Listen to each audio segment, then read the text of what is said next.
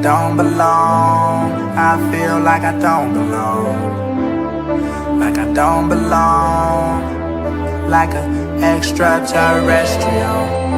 Extraterrestrial. Oh, extraterrestrial. Extraterrestrial. Oh. Yeah, basically I'm an alien to y'all. I guess I'm speaking in different languages than y'all. I guess all you know is my alias is all. I stepped into the Hall of Fame and put my frame on the wall. I'm like a Michelangelo painting that hangs in a vault. They gated me off by Hendrix while he plays the guitar. Never had friends, but me and Franklin was dogs. Somewhere between insane and famous, guess my brain's a little off. I'm in the basement having dangerous type of thoughts. I pace for hours, hit the fucking vaporizer and cough. Kill everything I see and leave behind a mountain of chalk. I took the hand that I was dealt and made a house out of cards. You can't compare me to anyone. Swag on area 51, blowing purple crop circles, pack as loud as an intercom. Anti-gravity moon suit. Went from being who are you to chilling with the who's who. Paranoid or more than story tales and science fiction. Sleeping with a fat burner like I'm trying to watch my figure. Wanna cut me out the picture, get some bigger scissors. I stopped on this, but I never been a quitter. Yeah, so join the B.O.B. hate fest. I would say you, but I'm practicing safe sex. Signing off, young Jedi on the red eye rap God. I should have my own prayer line. Amen, Ray-Bans. Like I don't belong. I feel like I don't belong. Like I don't belong. Like an extraterrestrial. Extraterrestrial. Oh my God, it's the Martian, stunting in them son of Mars Jordans. It must be the shoes, the stars in the skies won't start them. Far from the norm, I'm Norman Bates awkward, but nothing's far-fetched when the underdogs barking. But they could get checked if I don't sign my goons forge it. I don't phone home, I phone homies and catch you at your home with your homies. Spoil a moment, extra terrestrial, extra clips, extra homie. I don't fear shit like exorcist, your neck a twist. Getting high on extra shit with extra kick to kick my ass. And after I put all bullshit to the side, I lick my hands from a different world to Wayne. Unexplained things going in my strange brain. Unidentified flying object Wayne's plane. Cause I be on that Mary, I don't f with plain Jane. Drugs in the backpack, no room for E.T. Eyes on my kneecaps, don't look, I'm knee deep. All I do is fall back, smoke cushion, keep seeds. Swallow them with some water, cut myself and bleed. We have trouble being human, let alone a human being. Have trouble shooting a breeze, not an M16. Bop. I feel what I don't understand, and that would be my own fear. And they don't understand me, I know I don't belong here. Don't you? Like I don't belong. I feel like I don't belong. Like I don't belong. Like an extraterrestrial.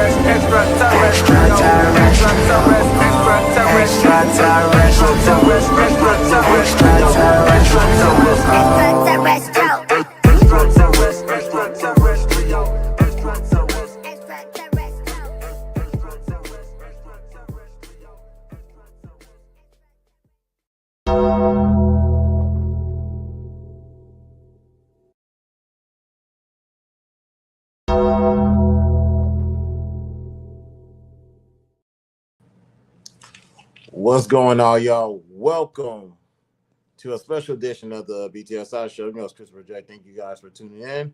Please tell me not to do this again. Okay, good. Thank God. Because I don't mess around. Almost forgot to approve that song, that beautiful song that y'all heard. Y'all know me. I like my intros. Got to make sure everything is set. Let me go live right there. And we're good. So, yes, thank you guys for tuning in. I'm supposed to go live on Thursday, I know, but this is a very, very special moment for me. So, yes. Oh, I'm sorry. Cowboy, what's good, man?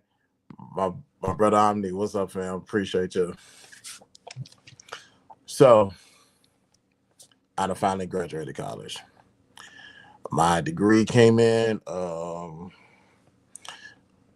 can see, y'all. I'm pretty sure y'all saw it in the background. If not, y'all see it whenever I look in the live stream, and I'll make sure I put it on my community tab. But Yeah, finally, we already walked across the stage in October. Y'all saw the video for it, and now my degree came came in yesterday. Now, so people in TikTok can see as well. Now I was a little bit shocked on my degree coming in this early. I'm not gonna hold y'all because I finished my academic obligations. Still got one more obligation I need to fulfill, and they went ahead and sent me the degree. So I was like, that's what's up. Appreciate you. But I think it's only right that I talk about my journey. This is gonna be one of the rare times that I just want to focus on myself. But we're gonna talk about my journey from where it started to how we got here. But before we do that, you guys already know what you need to do. Want more content like this? Subscribe and share. Follow me on all my social links are located in the description. We're on the road to 1,000 subscribers. Once we reach that goal, one lucky person will get $100 during the Cash App giveaway. So this is still the BTSI show. So I trust me, I got my topics that we're gonna discuss today. So with that being stated, let's get into some quick hits, shall we? Now, what do I want to talk about today?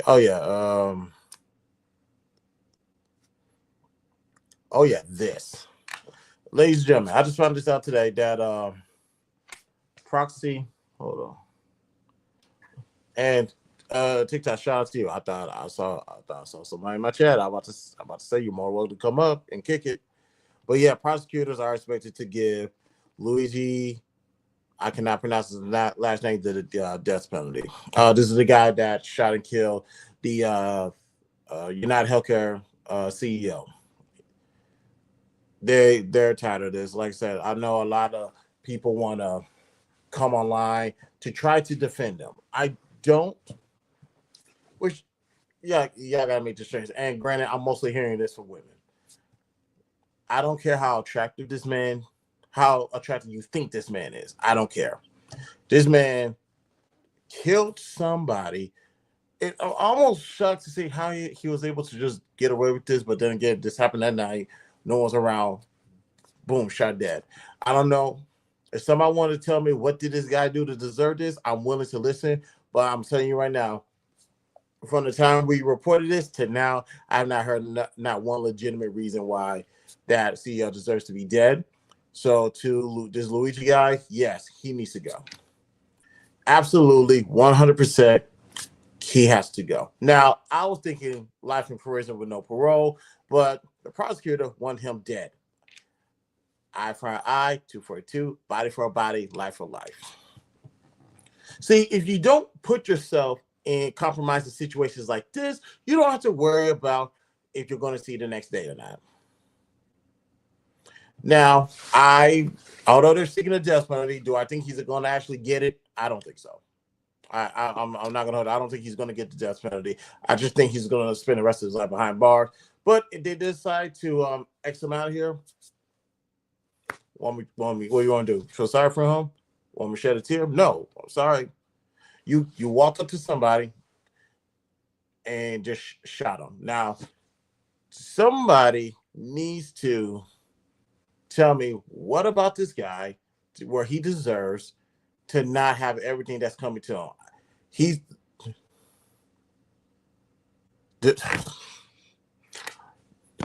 no, not now. I promise I'm gonna give you guys a moment to come up here and try to defend why he doesn't need the death penalty or why he should be set free.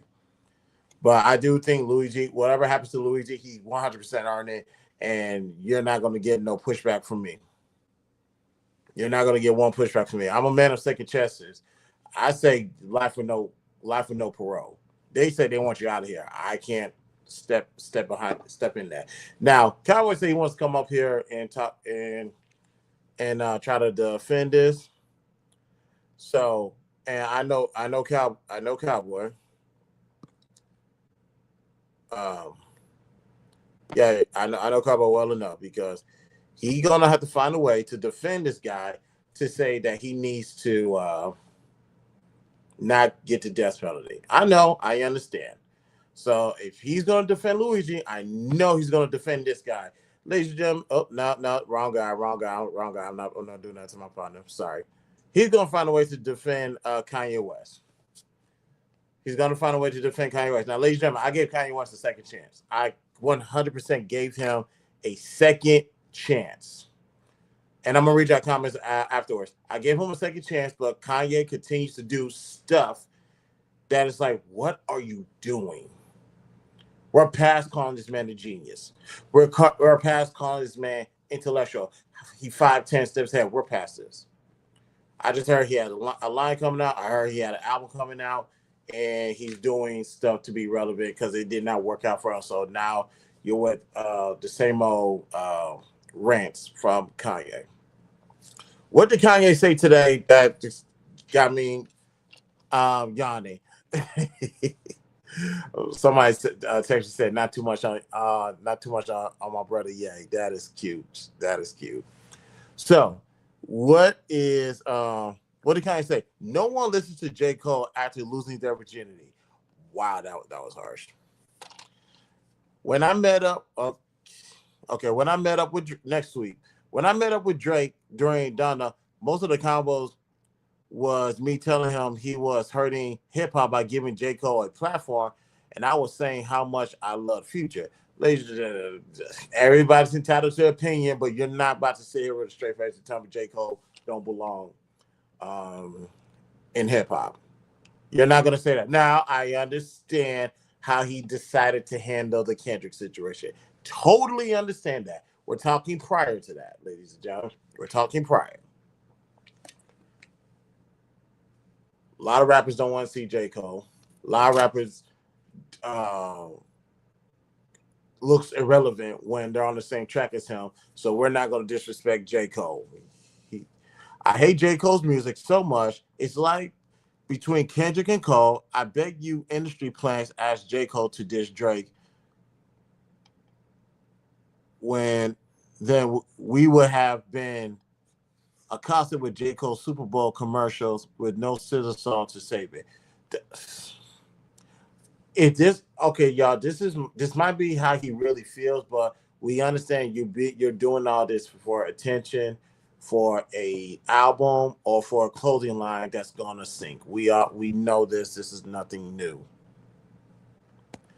And what is this? And last week, how I hate Drake and I'm Team Drake at the same time. Life is funny like that. It's weird. It's the weird things where I find closest to Drake out of any bounds of rap. Oh, okay, I'm not gonna acknowledge that tweet.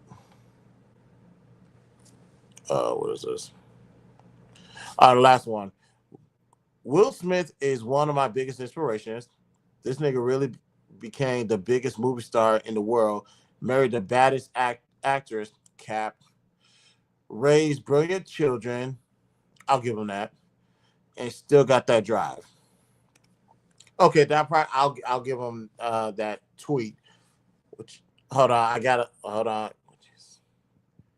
Yeah, what? Let me not read this text message out loud.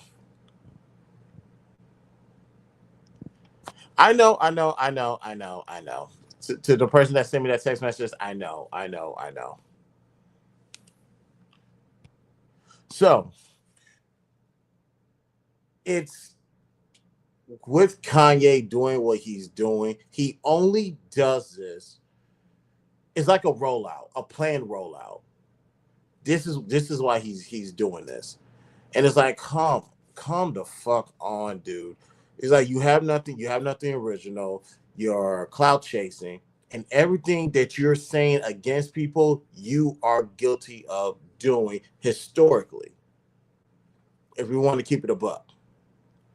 So, and on top of that, this is the same guy who did an interview with Academic, opened the door. He was wearing a Sean John shirt.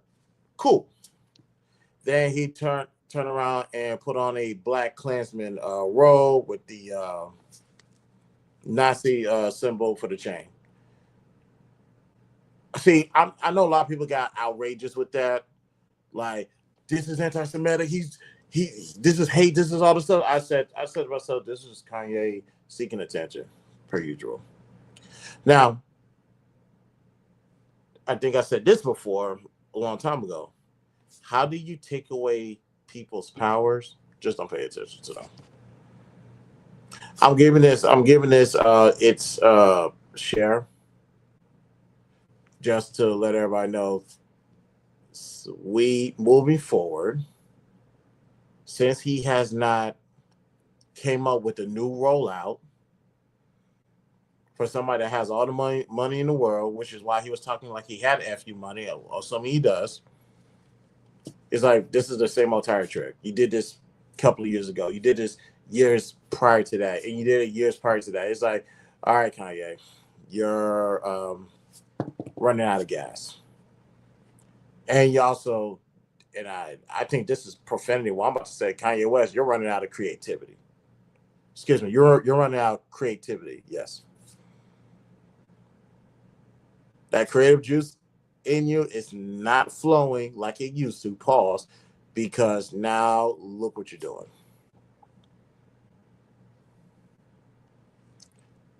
There is no message behind your antics. It's just come support what I got going on, and I'm ashamed you for not doing it.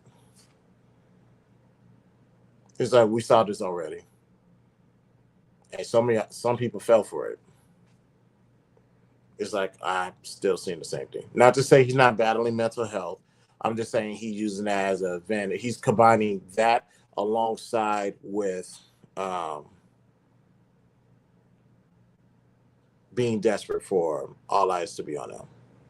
Kanye West is struggling bad at this point because it's bad when a lot of people don't care. And I was happy for academics, which I can care less for the guy because that's not my generation, respectfully. But it's like you wasted. I was like, this could have been a really good look for academics, given that stupid stuff that he did a few months ago.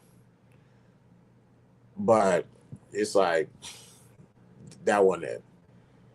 That was not it at all. This is just one of the OGs going down bad. Sorry, Kanye. Try again. Lastly, a new Diddy accuser, claims that she saw Jay-Z, Beyonce, and LeBron James. Well, excuse me, Jay-Z, Beyonce, LeBron James saw Diddy at a freak off. You guys, I know it's 2025. And I know there's not a lot of it may seem like there's not a lot of opportunity out there to make money. Go get a job. And when you get a job, go do something on the side. Everybody's looking for a handout. Everybody's looking for a meal ticket. Everybody's throwing mud at the walls to see what sticks.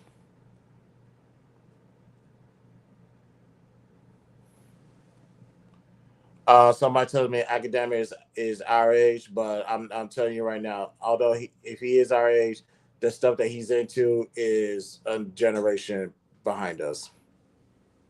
So I'm not interested in what academics is interested in, because that's stuff for a much, much, much younger demographic. Now, regarding this new accuser saying Jay-Z, Beyonce, LeBron James saw him at a freak off, I will listen. Unfortunately, I have to listen to this foolishness. I will like to see what evidence you have to back it up. And I can say that now, especially given what happened to Jay-Z previously. Somebody tried to throw mud on his name, but that didn't stick. So I hate to be that guy, but for now on, I'm not believing. I'll listen to all the accusers, but I'm not believing a word they say until they have some type of hard evidence to prove what they're saying. Sorry. Anytime an accuser come out, this is the opportunity to get a check. People are tired of going to work. People are tired of improving. People are tired of bettering themselves. So they're going to go find a way to get a bag out of somebody. What did I say that was pause worthy? I don't put it in the chat because I don't recall what I just said. But What did the accuser say again?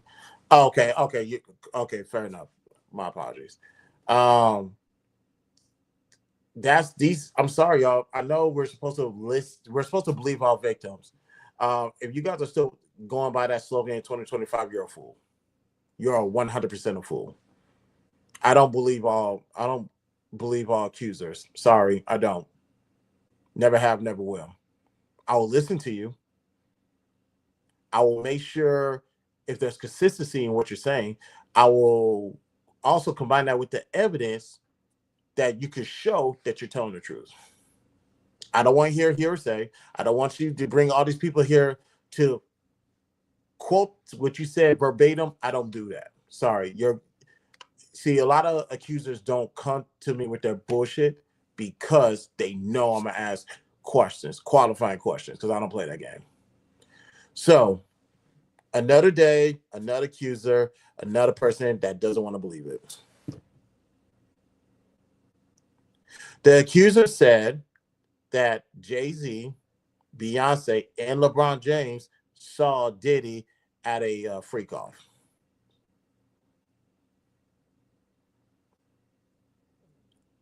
Now,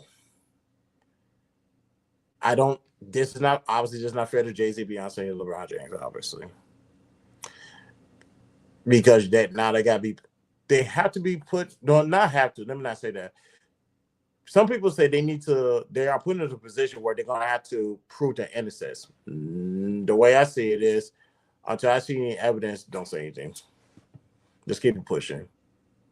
Now, to a degree, I understand why Jay-Z said what he said and did what he did, but I, I know why he did that. But it's like me personally, any accusations, ladies and gentlemen, just don't respond to it. Don't respond to it. Don't respond to it. Don't confirm it. Don't deny it. Just send it to your lawyers and keep it moving. Because this stuff, Brittany, I know. It's just another day, lazy attempt to get some money out of people. And what really pissed me off about this is, ladies and gentlemen, there are actually real victims out there. But when you have people just coming out the woodwork looking for a paycheck, it discredits anybody moving forward. At this point, ladies and gentlemen, I don't care to hear about another accuser from Diddy. I really don't. If they do come out, there needs to be evidence. If not, shut the fuck up. Yeah, I said it. Shut up. Chris, you can't say that. Yes, the fuck I can. I just did. Sorry. I don't want to hear no more accusers. If someone did something wrong against you, go find the evidence. Go give it to a lawyer. Contact local law enforcement, and then proceed forward. Then we will see about me believing what you said. Till then, I don't want to hear nothing about no accusers in any case moving forward. Do they got the evidence? No, don't care. Sorry. Hate to be the bad guy, but not really. And that was Quick Hits, ladies and gentlemen. Oh, Jesus, that little one and its allergy seasons.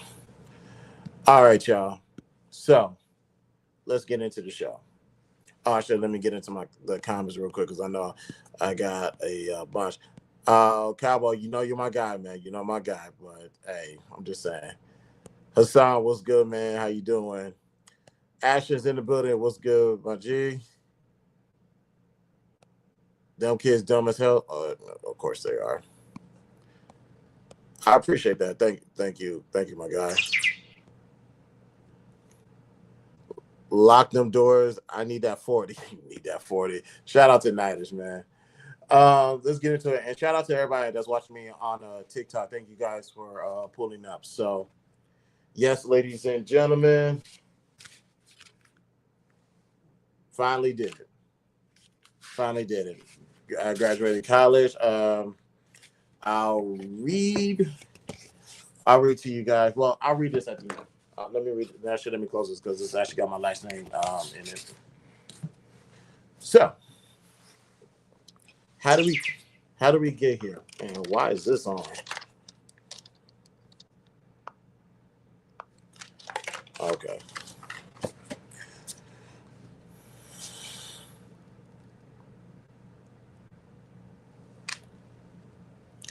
Hold on. Let me get what Brittany just said. That's not you being a bad guy. That's just life needing to put you in a situation where you want someone to believe you. Yeah, that is fair. That is true. Okay, I'm not the bad guy. Cool. It's someone trying to pretend he ever won an argument against me. You are a. I'll drop the link later. I will drop the link later.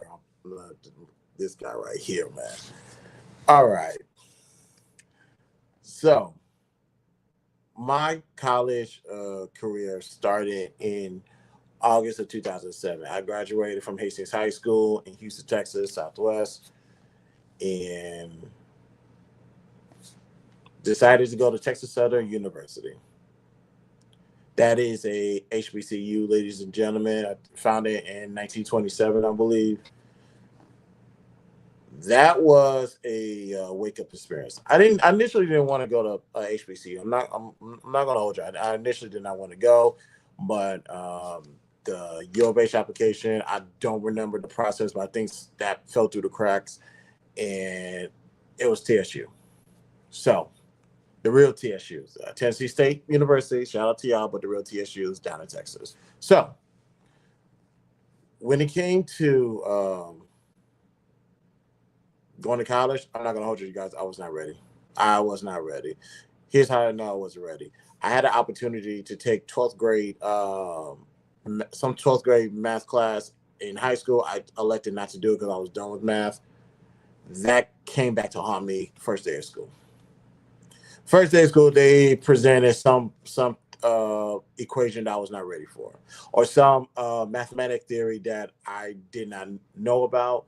And it later came on to me. They said that's something that you should learn in 12th grade, which was something I elected not to take. So that boy upstairs of mine, he's taking all the classes, albeit he's in the first grade taking second grade math, but he's taking all the classes so that way he's not railroaded in college like I did. So I take full responsibility for that. I was not ready, y'all. I was not ready. I did not have a study habit. I was going through a lot at home, especially with my father, and it was just a down spirit for me. I still take full responsibility for anything that happened in college. I take full responsibility, y'all. So I want to make that loud and clear. Me not taking college seriously, I didn't take the classes seriously. I just went there. I just went there and just pretty much just fuck off the semester. The only highlight that I got from there was Marcus Wiley. For those who don't know Marcus Wiley, he is a comedian, a Christian comedian at that, and it surprised me of how many people knew who he was. That today is still my favorite professor of all time, Marcus Wiley, because there was a bunch of lessons. It was a communication class. A lot of things he taught us, a lot of things that he bestowed his experience as being a comedian and working with along these people. One of the most famous people he worked with was Yolanda Adams. I don't think he still works with her to this day, but he has a resume in of his own. So that was my favorite class. What else happened that first semester? BT. Matter of fact, first day of school, I got tickets to go to Chameleonaire when he was rapping.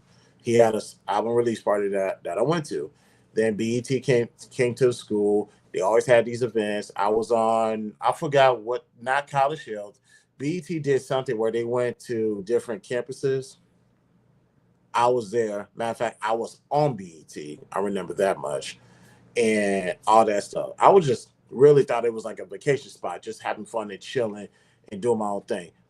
Boy, did that come back to haunt me, to a degree, because with my 5 classes, I had to drop math because that was literally kicking my ass more ways than one. I have to get rid of math.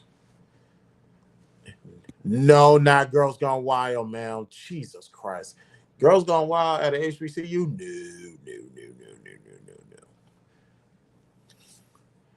But we did have, let me continue. Sorry, I'm not gonna open that chapter, not yet at least. So, dropping math class, I still had 2 A's. No, I had an A in communication, a B in one other class, and 2 C's in the other class. Now, my pops, who was getting on my nerves, like we was like damn near butting heads, was just doing so much and getting on my, just really just making the situation worse than what it needs to be, pulled me out of school. Then spring semester, he said he was going to do something. And, hey, Raw, I appreciate that. Thank you. He didn't hold up his end of the bargain pertaining to an agreement that we have regarding school. And that led me to go to a community college, Houston Community College to be exact, HCC. I went to the Spring Branch campus initially. He didn't hold up his end of the bargain or something.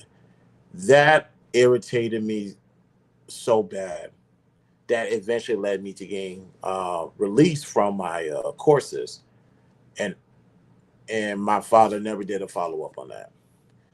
And I was so mad at him. We always butted heads. I said, you know what? Fuck this. I'm out of here. I went ahead and left. And that right there was the first time I made a decision based off of desperation. Because I was at that point where it was like, if I were to stay another day, I think I would be in jail and my body would be in the morgue. That's how bad it was. So I just needed a space from my pops. So I went to how do I word this correctly? Because I don't want to criminate anybody. I went to family, another side of the other side of the family, to go stay with them. And that didn't work out the way I thought it was going to work out. Now, for the few months that I was there, my dad still decided to keep in contact with me. I think it was just that time we just needed space, especially with all the things going on in the house pertaining to custody battles and some other stuff. We just needed that space. So with that space, I was able to get back in school in the summertime, and I was able to stay in school. Still trying to figure life out, but going to the ACC system, I went from one campus to the main campus in downtown, 1300 Holman Street, I believe. It's in Midtown Houston. I started going there, getting my life together. Most of my credit hours came from Houston Community College. Most of my credit hours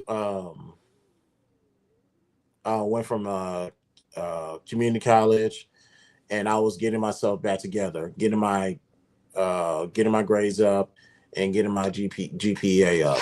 I went from Houston Community College, then I went to University of Houston, ladies and gentlemen.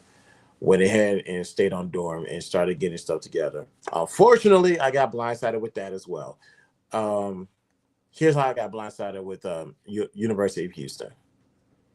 At HCC, what they did was when we register for classes, if we register for classes online, the system is going to tell you need to take a prerequisite course, which is fine. And that helped out a lot. University of Houston they had the exact same system, but they did not tell me, they did not have a server in place to say, oh, you need to take a prerequisite course for you to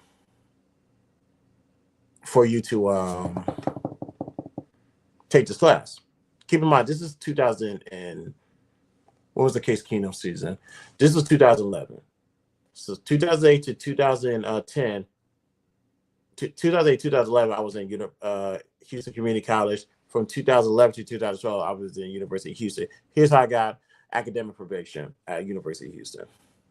I signed up for 2 classes thinking I know what I was doing. Nope. I took some courses that were in my degree plan, which was natural science, because I wanted to initially be a doctor. Natural science. I took 2 courses that was for seniors. Nobody told me that. And I'm thinking I'm doing something. I'm over here trying to figure out, like, okay, I'm reading the textbook, but it's saying some things that I'm finding a little bit confusing. But I just try to stick with it and figure that out. Now, I went to my counselor to go talk to her about it, see what happens. They said, oh, you're taking senior classes, but by this time I was a sophomore. Because, I was a sophomore at this time because I was still playing catching up as a part-time student at HCC. Full-time, got to U of H, they said, you're taking senior classes, but you're a sophomore. I said, why did the system not tell me that I need to take all these other classes? They said, although the system were the same, it's the same system, but we have it set up to where it did not stop you from taking those courses. I was like, are you serious now? She was like, I'm sorry, but you're either going to have to drop these classes or finish it out. And they wouldn't let me switch classes, which also pissed me off. So I had to drop one of those courses. The other one I had to keep. Thank God I was able to get a passing grade in that one of those senior courses. Don't ask me how, because I'm still trying to figure it out. But because of the bad grades, that led me to academic probation. Brittany, what was that? You could tell the advancements of the class by the number, and you could take whatever you pay for. If I was at HCC, I agree. But because I was at another school, the course numbers were different. So I wouldn't have known that. Second semester, I knew that going in. First semester, I was completely blindsided, but that's okay because that was just a learning experience that I had to go through. Oh, granted, I was mad at the motherfucker when I went through it, but I was like, cool. First semester, academic probation, and second semester, which is another thing that pissed me off with U of H, but it's over and done with. I did pass the second semester. They said you probably should have taken more classes to balance it out, to not get academic suspension. And I'm like, ma'am, why did you not tell me this last semester? And granted, some of the counselors I was talking to were students themselves. There wasn't adults, full-fledged adults. They were students. Work studies. I was like, wow, I got screwed. But then again, there's nobody to blame technically, because at the end of the day, it's my grades. So I got to take full responsibility for that as well. Sucks, but I had to take my academic suspension, and trust me, I had to hear that conversation about my dad, and that wasn't a good one, not even a little bit. So this is 2012, y'all. This is 2012. I had to take the I went back to HCC for a whole year just to catch up again, go back to HCC and catch up on just to get out of this sophomore situation, this sophomore slump as I called it. So went back to HCC, took my classes, and figured that out. Now, here's the thing. Now, here's the next part. I took all of these um, courses. Now I took up all these courses at school. However, I did something that I thought I would never do, ladies and gentlemen. I decided to switch my major. Bone, probably a bonehead mistake. Yeah, I would say that's a bonehead mistake to change your major when you're in the middle of your sophomore year. But I started to, with all the things that was going on in my personal life, I won't go too deep into it because a friend of mine told me don't go that far, which I agree. I started to lose interest in school, and I started to lose interest in my studies. So with all of that, it was like, what else am I good at? Because I don't have the desire to go be a doctor anymore at that particular time. I don't desire to go be a doctor. I don't desire to learn these new things, learn these long ass words that I didn't think exist. I was like, I don't have time to retain that because I'm busy with what's going on in my personal life, custody, helping my dad with the custody battles pertaining to stuff. Like I said, I won't go into details with that. So with that, I decided to change it to management. Why did I just choose management? Is management easier in comparison? Yeah, sure, but that doesn't mean management is a cakewalk, ladies and gentlemen. So, and also, given that my father was a manager for a famous chain store, my mother the manager for a famous chain store, and like shift leaders to a higher position for at a Fortune 500 company. Older brother still doing his thing with management in the oil and gas field. I'll say that.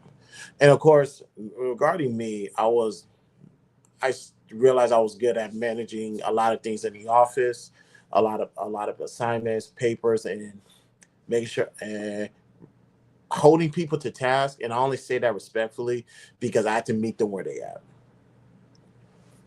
So I started to find a lane, carve out a lane for myself.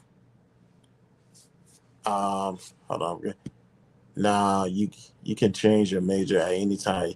You just waste money. However, if you are over year one, then it's actually not a way. Fair, that's fair because most of the stuff, outside a couple of courses here and there, most of your stuff in freshman and sophomore year are relatively the same. But I felt like I wasted time because I could have been um, avoided some certain roadblocks. That's just me. But however, I'm grateful for I take accountability for the change, but I'm also grateful for the roadblocks that I went through because it made me a better person today, and it's also going to make me a better father because I'm going to make sure he doesn't. He's upstairs. I'm going to make sure he doesn't go through the same thing I went through. This is what parenting is all about. So, getting to that, um, I decided to go back to TSU after a year. Wait a minute. Oh no, breaking news. Oh no, breaking news. Ladies and gentlemen, we gotta send a rest in peace to Val Kilmer. Yes, we gotta send a rest in peace to Val Kilmer, 65 years old. You guys remember him from Top Gun, both of them, and of course, Batman, um, Batman Forever. He was a Batman in that particular movie. We just got notification he just passed away. Oh my God, that's Val Kilmer. Make sure I spelled his name right.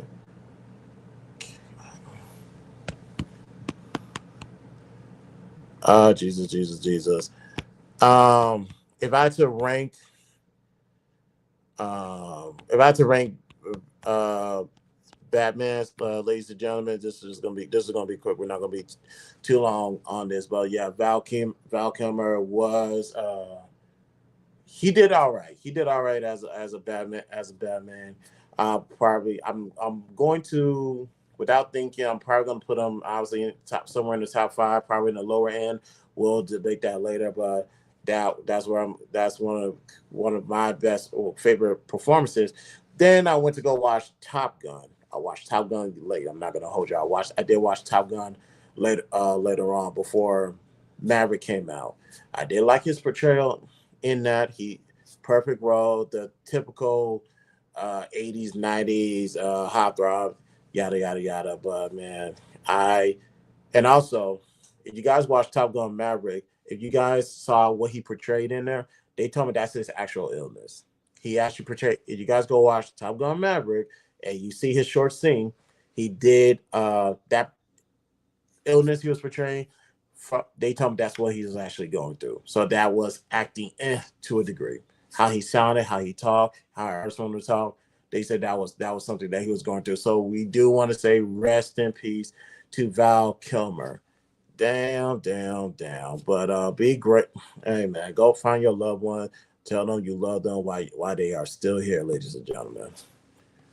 All right, let's go ahead and get back to it, to the conversation.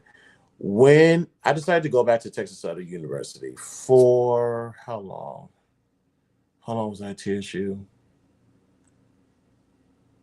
I'll put it like this: I was at TSU uh, in the business department, the Jesse H. Building business department. I went back to TSU. I think I was there for about a year and a half, or something to that extent, until the financial aid ran out. So you guys already know that with financial aid running out, these were a lot of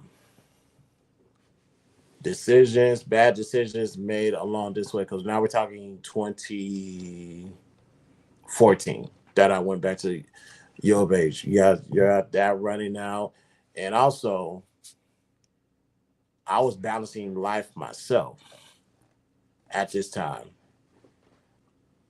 Although I was getting back to school, I was still having issues at home with my people.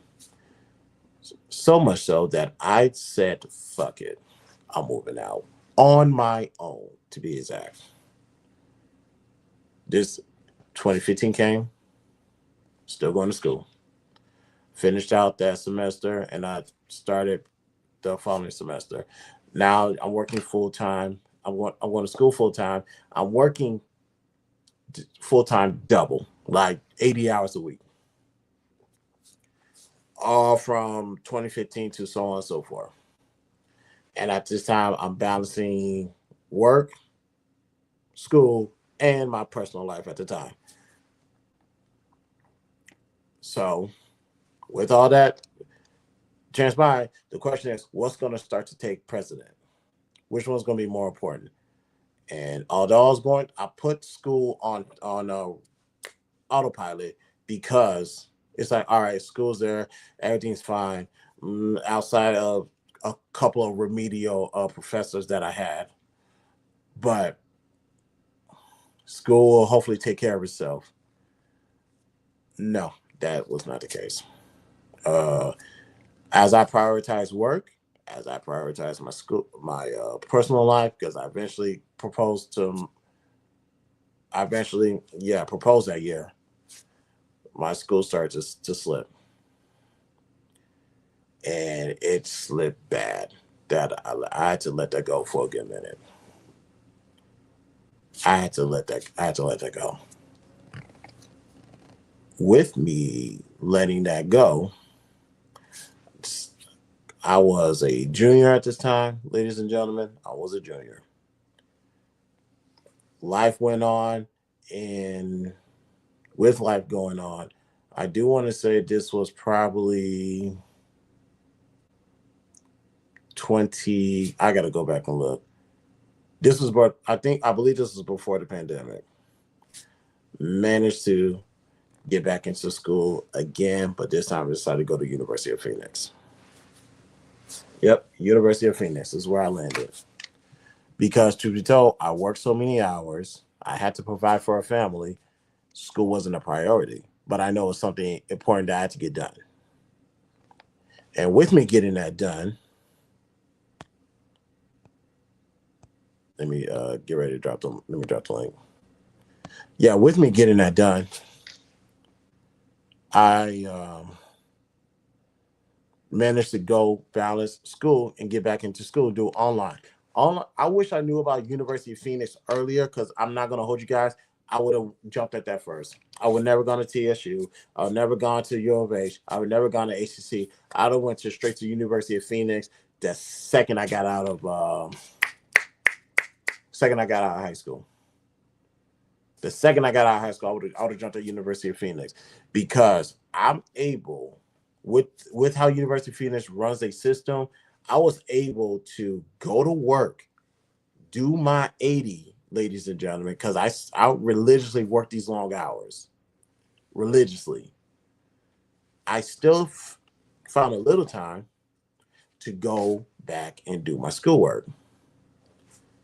Do a discussion here, do a discussion there, do a project here, do a project there, and everything was.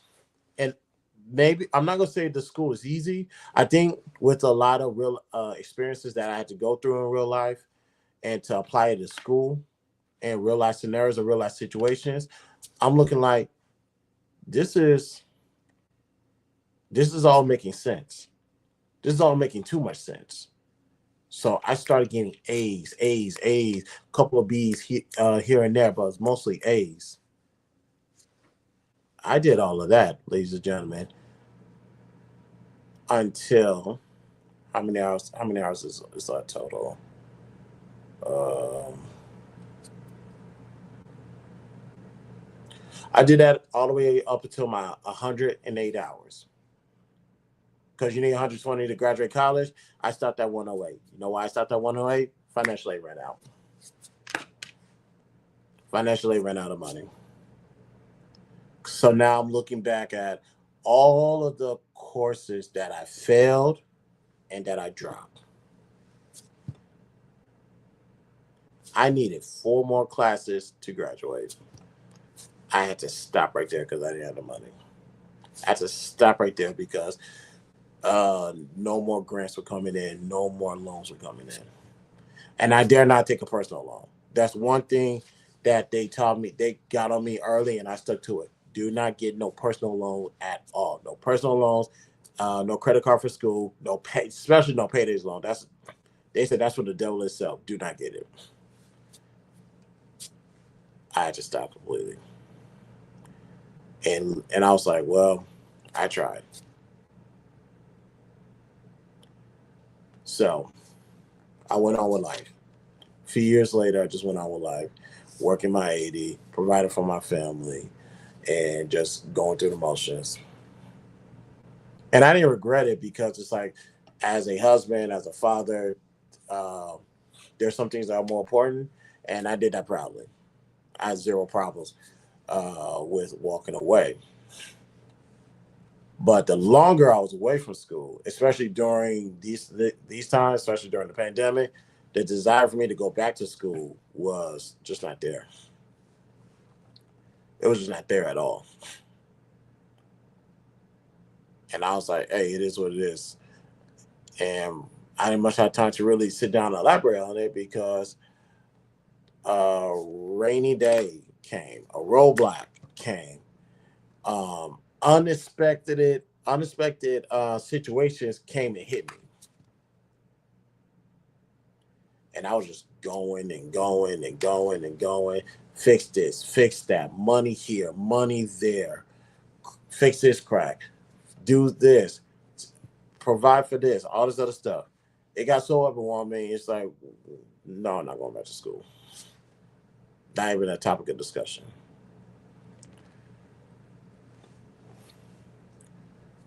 And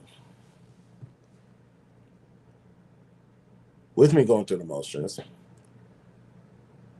what's for whoever knows, whoever doesn't know, no explanations are necessary.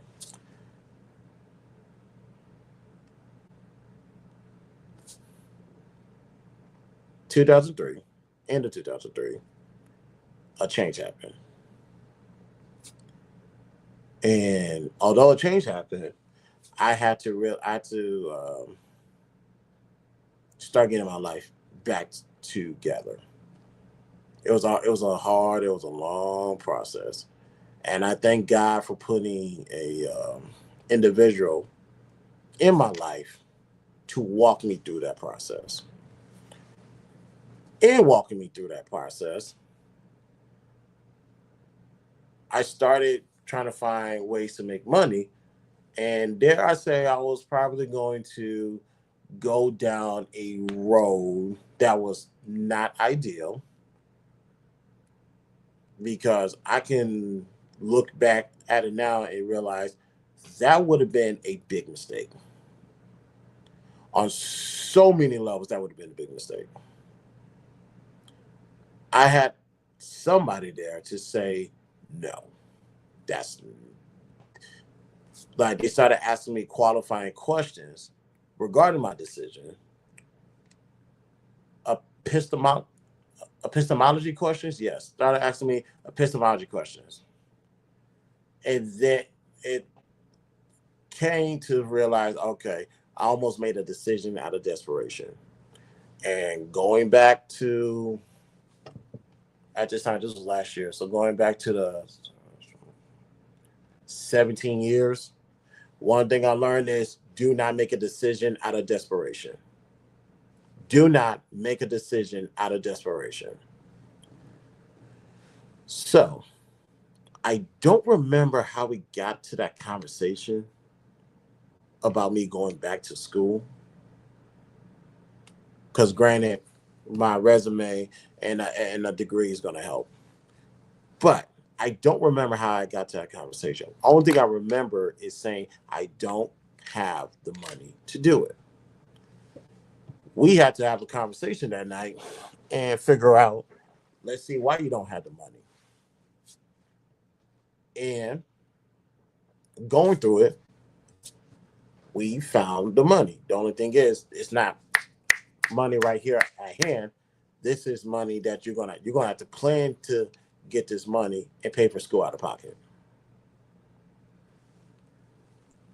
I wasn't jumping on board with this because I had a spirit of whatever or what, but I had to really just get out of my own way. As soon as I got out of my own way, it's like, fine, let's do this. I called University of Houston. We set something up. Heard something outside, sorry.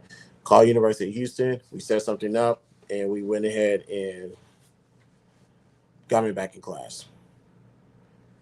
Now I was thinking, okay, what I got to start from the beginning. They said, nope, your grades are still there. You still got your 3.3 GPA. And I was like, what's my GPA? They said, oh yeah, it's a 3.3. Ladies and gentlemen, I never had a 3 point anything in my life. Never. Not one time, because I never took GPA seriously. The reason why I never did is because I remember one incident in high school, albeit high school. I started my senior year with a 2.25 GPA. I got nothing but A's and maybe a B here and there. I got nothing but A's all semester. Do you guys want to guess where my GPA finished at? 2.25. My GPA didn't go up or down. And so, ignorant on my part, I decided not to take GPA seriously. Now that I came into this saying, looking at my grades, prioritize it, they say you just needed a clean slate. And because of this clean slate, now you got a high GPA. I was like, cool, we can do that. And I won't be able to pull it up. I want to see where I finished off my GPA. Probably still a 3.3 or 3.6.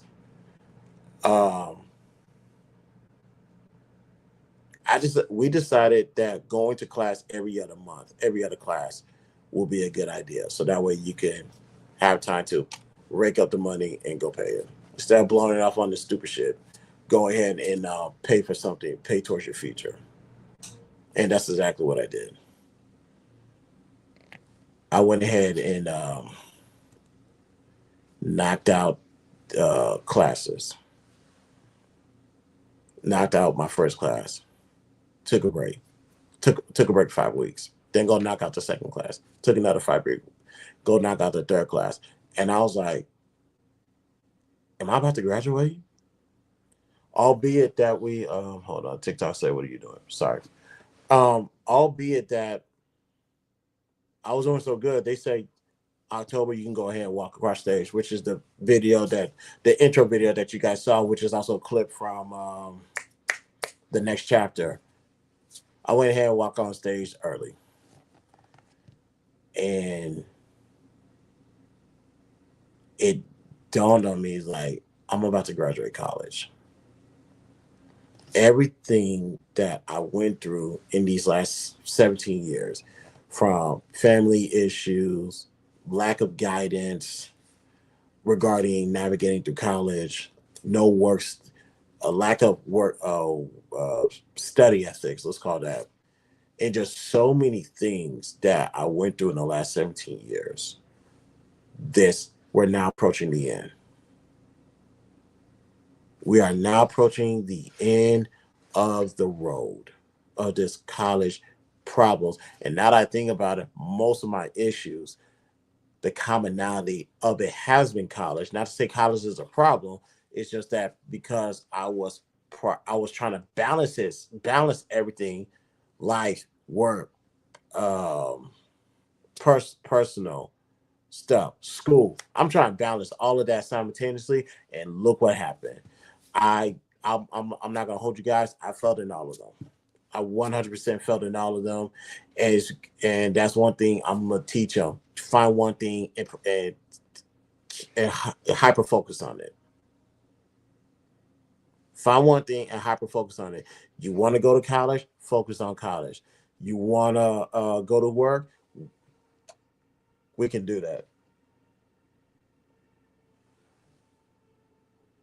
I don't know how people are racing with the road outside, but I'm gonna let them have it.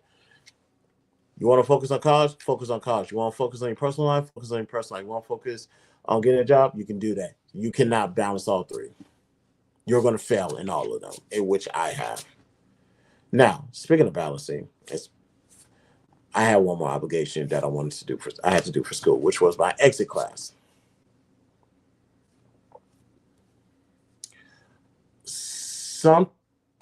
I don't remember what came up. Oh, actually, a lot of things started coming up in 2025. Well, in the 2024, top of 2025. It's been a blur, so I'm not even going to even try to remember what it was. But it was this close to affecting my school. And I said, no, we're not doing this. I'm going to put my money to the side. I am going to focus on what's important to me. Everything else can be on autopilot. I decided to prioritize school for the first time in a long time. I was able to get back in school. My final class was actually one of my hardest classes. Matter of fact, I'm not going to hold you guys. My exit class was a glimpse into what would happen if I decided to go take my master's. It's a lot of detail writing. Now my discussion was easy. I can write all day, no problem. But with what they were requiring me to do is something on a graduate level, which is fine for an exit course. And I was able to get through it. With the topic that we was learning was the Alphabet Incorporated, which is on Google, basically learning the ins and outs. Who's the president? Who's the CEO? What new innovation are they getting into? What about the AI program? How much money did they generate? What about the competitors? Why are they battling so much legal drama still to this day? And with all of that, how were they able to still get over 90% users to use a product? And when I talk about 90%, I'm talking about worldwide, ladies and gentlemen. All of that. Matter of fact, I still have the journals to this day on that particular project. I'm never getting rid of those journals, because not only has that taught me some things, that also showed me that this is how you want to invest in companies when you're looking to doing stock. Am I going to give you guys that information? Not in this format. No, I'm not doing that. If you want to talk to me about that, that can be a personal conversation. But me going through those motions, no, not going through motions, excuse me, finishing that class, week one was easy. Knocked that out the park. I was like, okay, this is cool. Week two, I tripped up on something on one of my journals. And it was here's my thing with journals. Usually they say here's a minimum amount of words you gotta use. I have no problem with that because I can write all day. Literally, I bullshit you not. Outside of creating some film or short film, my first creative freedom was writing. Boy, I can write all day. Doesn't matter. I can literally sit in a corner, get a pen and paper, and get to writing. Creative freedom from hand to pen to paper, or in this case, hand to keyboards to the screen. I had no problem with that. Matter of fact, the minimum was 175 words. I can do that in my sleep. They had a max for week 2 and week 4. They had a max, 825 words. Ladies and gentlemen, depending on what you ask me to do, I'm going to give you more than that. 825 might be a minimum in of itself. I had to find a way to reduce a 15 or 1600 word journal down to 825. I did, but I left out some key information. I got a 55%. I believe what's whatever 35 divided by 60 years. That was my percentage for that journal. I was like, what the fuck? That brought me down to a B minus at the time.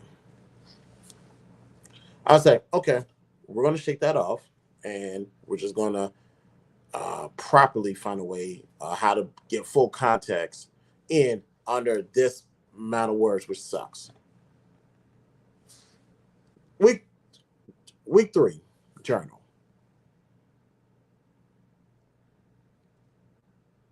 There was one part of the journal that they thought was weak, wasn't strong enough, and they gave me a 175 out of 200, which is 75%. That brought me down. That definitely brought me down to a B minus.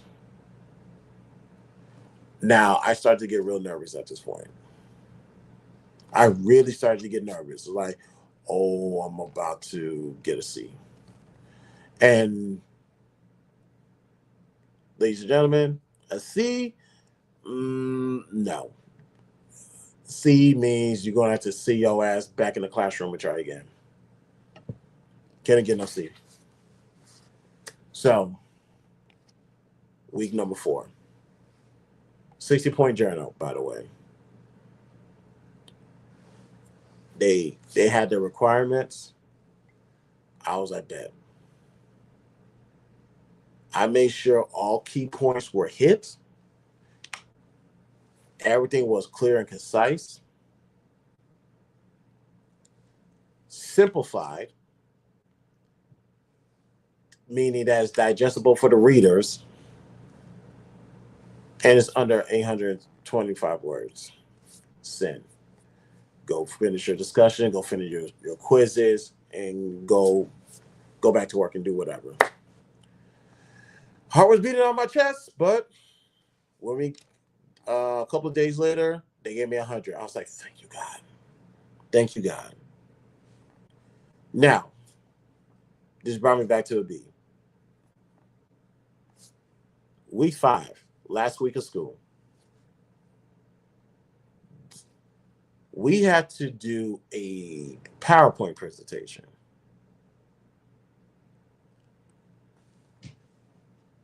Based off of Alphabet Incorporated. Matter of fact, I believe I still had that PowerPoint as well.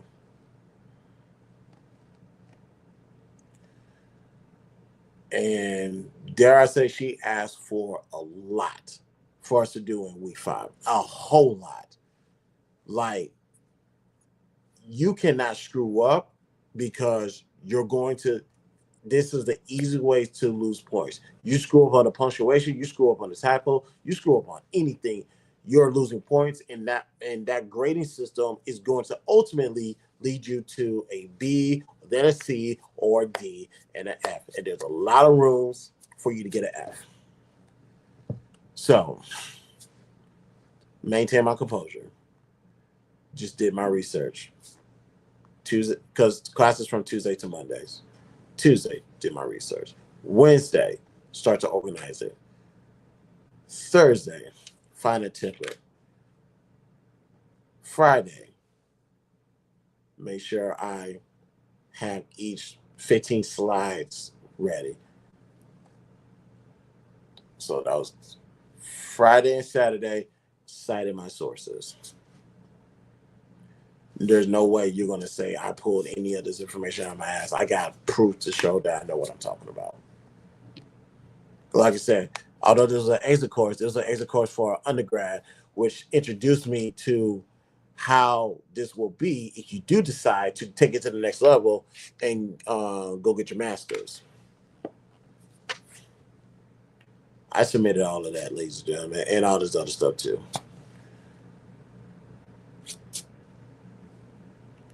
Got the email or the notification on that Tuesday. Ladies and gentlemen, I finished my exit exam with the 92.7, I believe. 92.5, excuse me. A minus, exit exam. I got all 120 credit hours. School was done.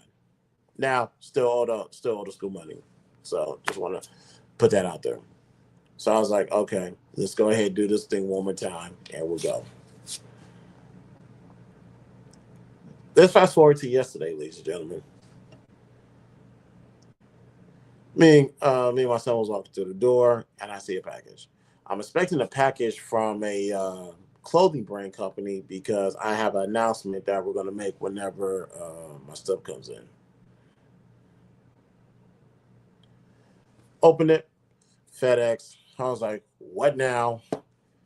Something from the University of Phoenix. My hard drive. Hard drive. Keep in mind, I was on the panel at this time. Cellulite and was doing a panel yesterday. I was on the panel this whole time. Seen it, opened it, and I was like, saw this, open it, saw my degree. Wait a minute, how do I want to do this 1 second? Yeah, I'm covering my last name. Degree. Showed it to my son. Showed it to the panel. Almost revealed my last name. Finally got my degree. I'll read it to you guys. University of Phoenix. Upon the recommendation of the faculty, University of Phoenix does hereby confer upon Christopher J. Uguar the degree of Bachelor of Science in Management. I can say my last name because good luck spelling it. With all the rights, honors, and privileges thereunto, oh, geez, I cannot read. Parenting, sorry.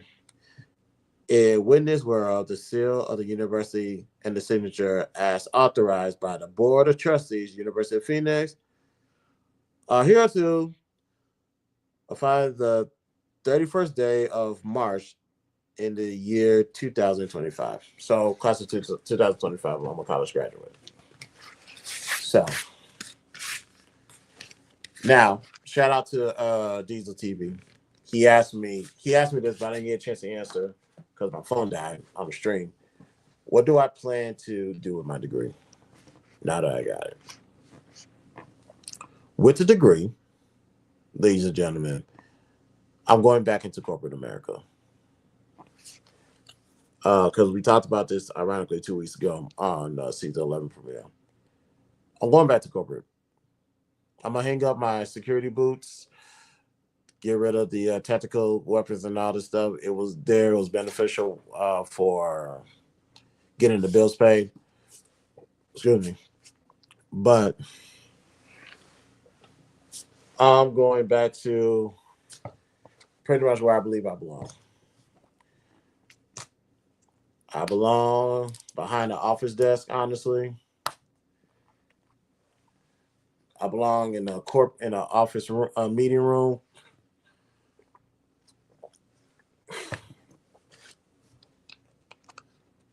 Throwing out ideas on how to make the company better.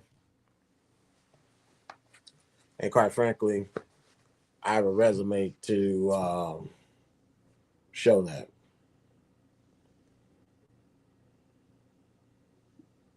Projects, goals, meeting, and motivating others.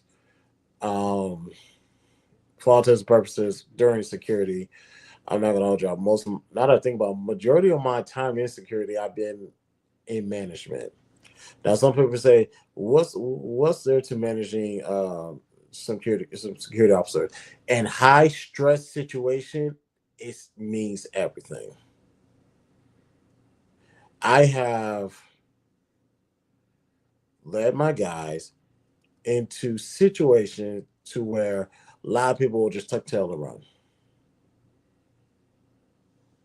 We didn't. We went in there, we got stuff done, and we accomplished what we need to accomplish. Now, the question is, can that translate into me going into corporate America? The answer is obviously yes, because with my experience, with the people that helped me get to this position, and also with the skill sets that I learned in school, there's not one place that I cannot go with my degree. I'm gonna be honest.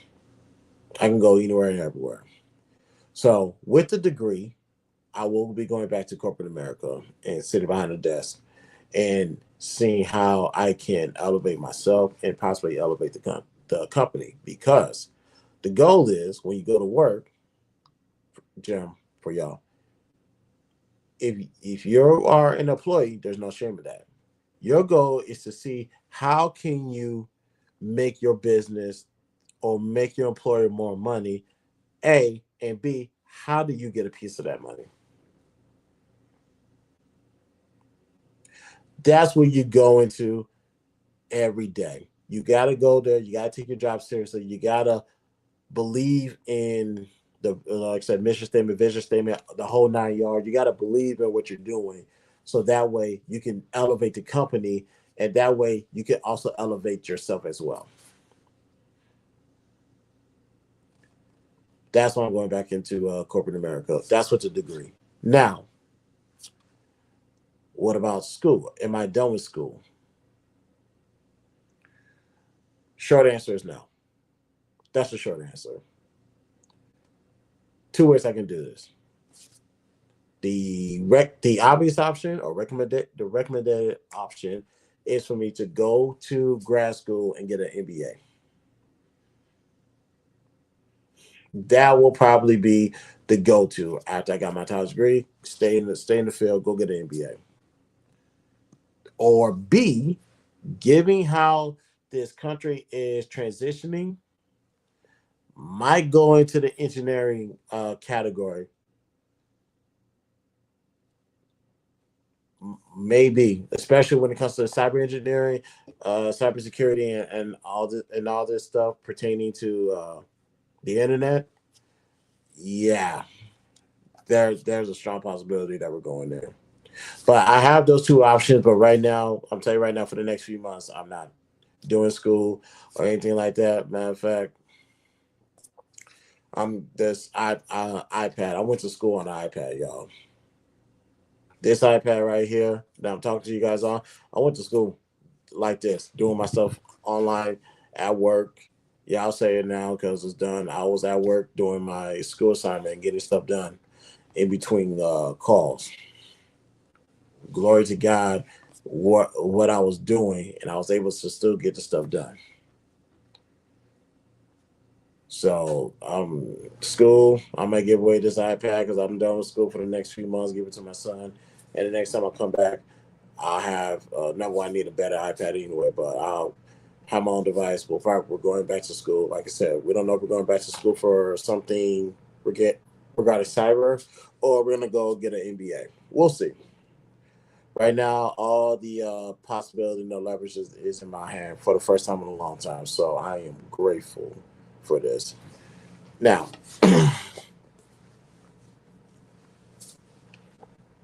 with that being said, I have um, with my school, do owe a lot of people a thank you. I do owe a lot of people thank you regarding me going back to school. I want to thank my family. Well, excuse me, scratch that. Glory to God for me going through what I went through in this last 17 years because it has taught me a lot. I have learned a lot, especially about myself. I limitations were tested, relationships were tested, but to see that I made it to the finish line, I am grateful for what I've been through. Albeit I'm not letting my son go through that. I'm telling you that right now. But I am grateful that I was able to go down that road and take notes and be a sponge and endure information on how you need to carry yourself as a college student, what roadblocks to avoid, and stay ahead of the course of the task. Excuse me. That's one of the things I learned. And I thank God that I went through all of it, all the ups and downs. And trust me when I say those downs were deep. Those were some deep downs that I went down, that I went to the point where I did not think I would see the light again. When it comes to this roller coaster, I never thought I would be here. After the years went by, I started to doubt myself, and I said, "No, this is not gonna do." But we are here, and there's a video for that. We'll get into that last call. And y'all, the link is dropped. By the way, yeah, the link. Hold on, let me pin the link to the top. But while I'm doing that, I'd like to say glory to God for all the trials that I went through regarding school. Thank God for my family, for for uh, for playing a part. I'll say that for playing a part in what I went through during my time at the time in school. All the stuff, all the verbal, ladies and gentlemen, verbal altercations, everything. I was like, I'm glad I went through it because, like I say, it has prepared me for today. So to that, I said thank you. And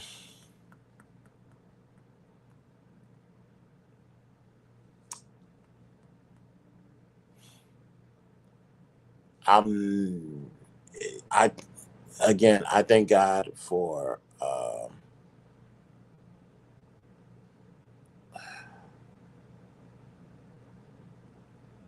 Well, I'm trying to remember to have a, did I have I ever said her name? Who helped me get back to this point? But as far as a person to motivate me, as far as to not make a desperate decision and to use your common sense, to use wisdom, you need one in your corner that's gonna say, "No, this is stupid. This is retarded. This is foolish. You are a bleep bleep bleep bleep bleep." You always need somebody in your corner to sometimes cuss you out and tell you you're going down the wrong path. And all I gotta say is, Brittany, thank you. I really appreciate you. And oh yeah, I was supposed to pin the link.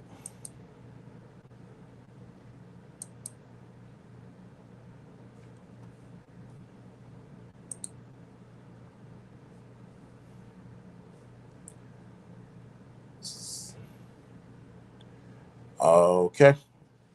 And that was a long road of my college life. Um, from 2007 to 2025, technically. So what's that? Yeah, 18 years. 18 years of college. I'm glad that the undergrad part is over. The graduate part, if I will not go back, want to be graduate or want to be going back for something cyber, this is going to be a smooth breeze. This is going to be a smooth breeze. But like I said, let me use this degree and let me go ahead and get back into corporate America where I actually belong. Security is cool, but this is not my call. It was just something easy to do. It got the bills paid, but now it's time for me to get back into, time for me to go back home to my comfort zone with the newfound spirit and everything else. Let's go ahead and get back to it. Now, with that being stated, because I think it's just the longest I ever talk, but we're almost out of here. Where is it? One more thing before we go. If I have a message for anybody regarding college, whether it be college or whether you want to do something with your life, this video is for you. Fuck your tired body, fuck that unmotivated mind, and get out there and do it anyway. You got to figure out how to win when things aren't going your way. Fuck running in place, I never do that. My destination is running the map.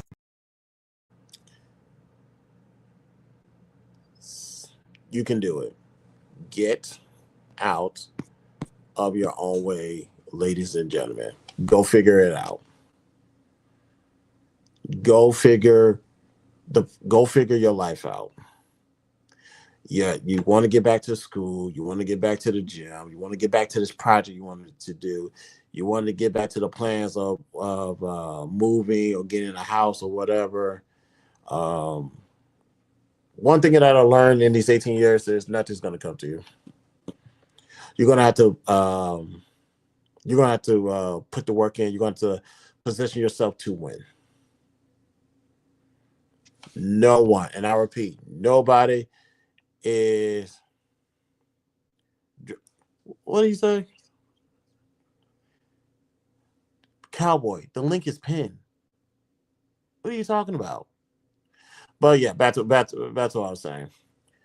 Yeah, go figure your life out. I don't care.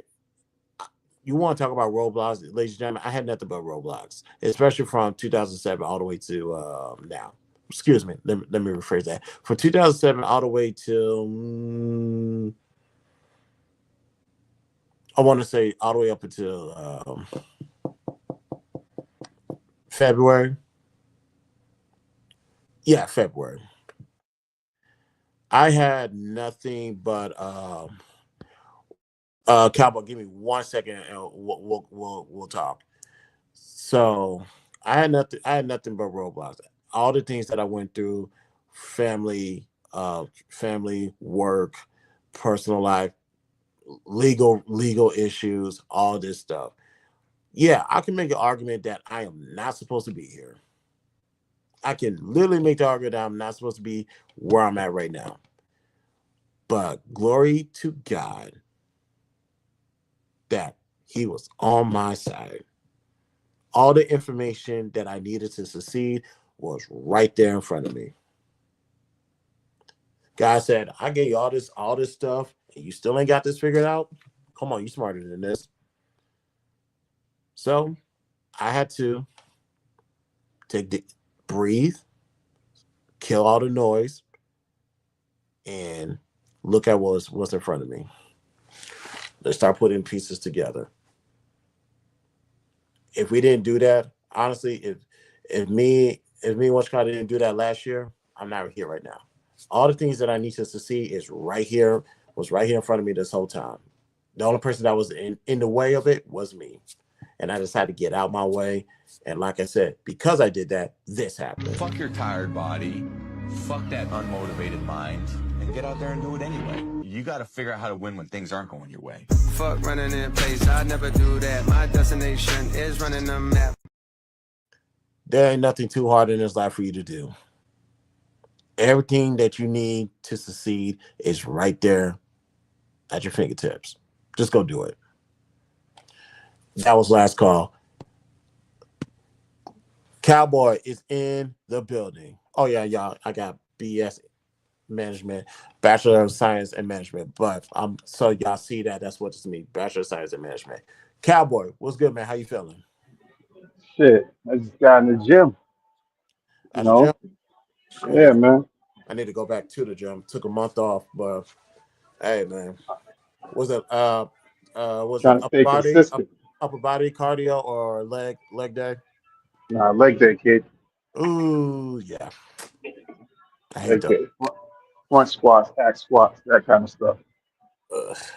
Hey, shout out to you, man. Yeah. But what's going on, So you, fam? the older you get, the more you slack off, the more it catches up to you, kid. Nah, You know that's what I'm real. saying? So you got to stay in motion because Mother Nature's like use it or lose it. You know, if you don't stay in motion, she try to get you up out of here. You know what I'm saying? Mm-hmm. So people that live the longest, they stay the most active throughout their life. But now you were talking about there's no argument for the guy, murking the insurance fee, and I'm like, there's plenty of arguments for Oh, it. what's his name? I don't even know. Uh, Luigi. Look, I can never pronounce his last name. Here's the thing: I don't know the dude, personally, so it's like it's easy to shrug your shoulders when you don't know the person. But if you know his medical history, then everything makes sense between his medical history and how insurance companies treat people in this country. You see what I'm saying? So it seems that you don't know, and a lot of people don't. It's like there being documentaries and such. You don't know how the insurance companies really work, you know, Documentary on and the situation or just documentary on insurance companies? on insurance companies in Okay. America, you know, it's like to the point where if you've never been to a doctor that wants to treat you for an illness, and then the insurance company says, no, you can't treat that patient like that because we said so. And if you do so, we're going to take your license. That's the position that a lot of doctors are in. Actually, all doctors. You know what I'm saying? But So but right from there, doctors are not go ahead. allowed. But doctors are not allowed to not service the patient. Now, as far as how That, they gonna that, financially that that's support with that, that, that's another that, topic. that's not how that goes.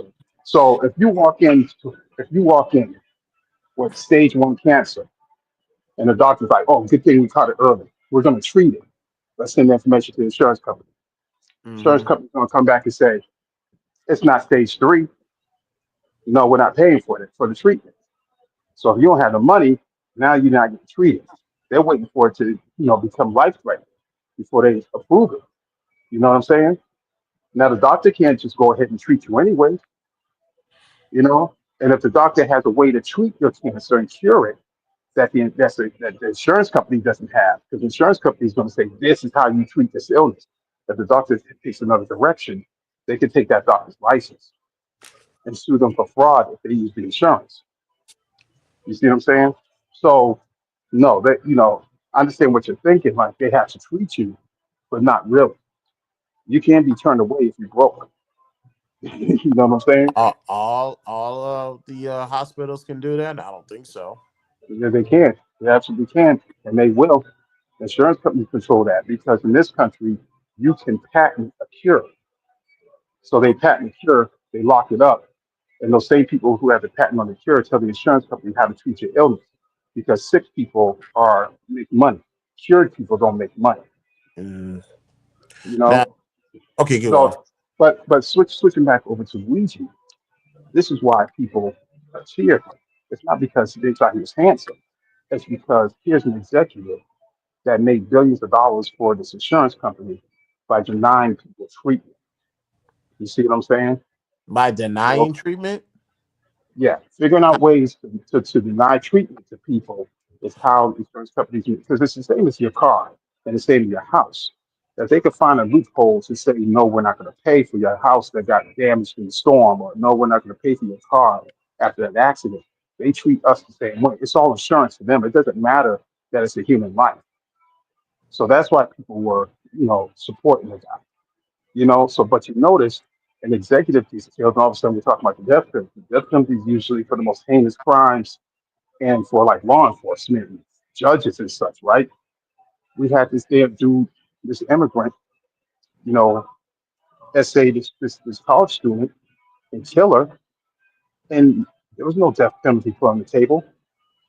But this guy takes out one executive, and all of a sudden death penalty. So I'm like, okay, the higher ups has said to this prosecutor, you better put the death penalty on this guy because we need to make an example out of him so that nobody else takes a shot at us. You know, so I think the But death we penalty but we is see. is just a message to us that we shouldn't go after them when they do us wrong. You see what I'm saying? Go ahead. Yeah, historically speaking, when it comes to the death penalty, I don't believe he's getting the death penalty. Me personally, I just think he's going to do life and no parole. But when it comes to the death penalty, it's not because you killed a rich guy or a CEO, you're getting the death penalty.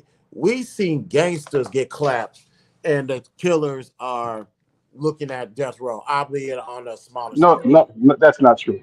That's That absolutely not cowboy, that's true. 100% true. Come on now. That no, no, no, sir. You know I've been on this planet longer than you, and I'm well studied. That is not true. The death penalty is not just for everybody. So you mean to tell me the death penalty is only for what do you want to call I, the CEO?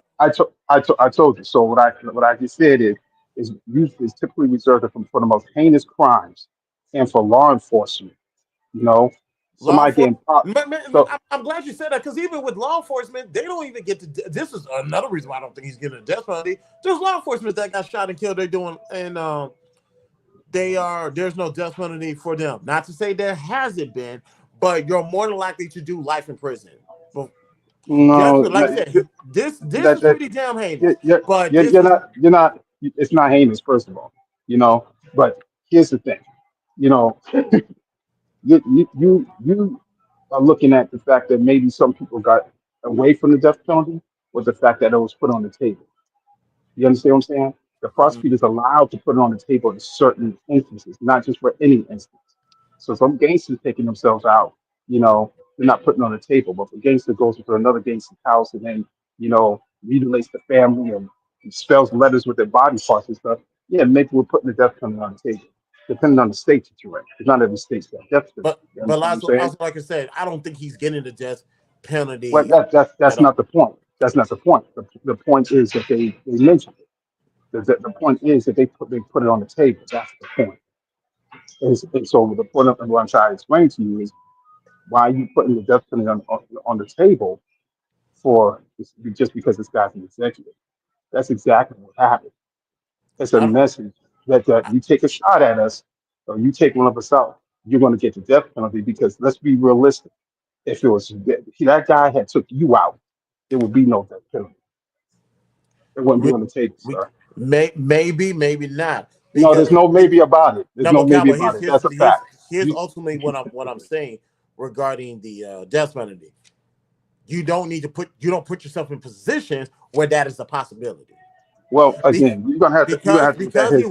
because he Listen, decided to slow creep up behind them and put I don't remember how many rounds he put in his well, back, but it's like now you killed somebody, and when it comes to killing, what is you the you have high to possibility of a penalty, and that's the death penalty.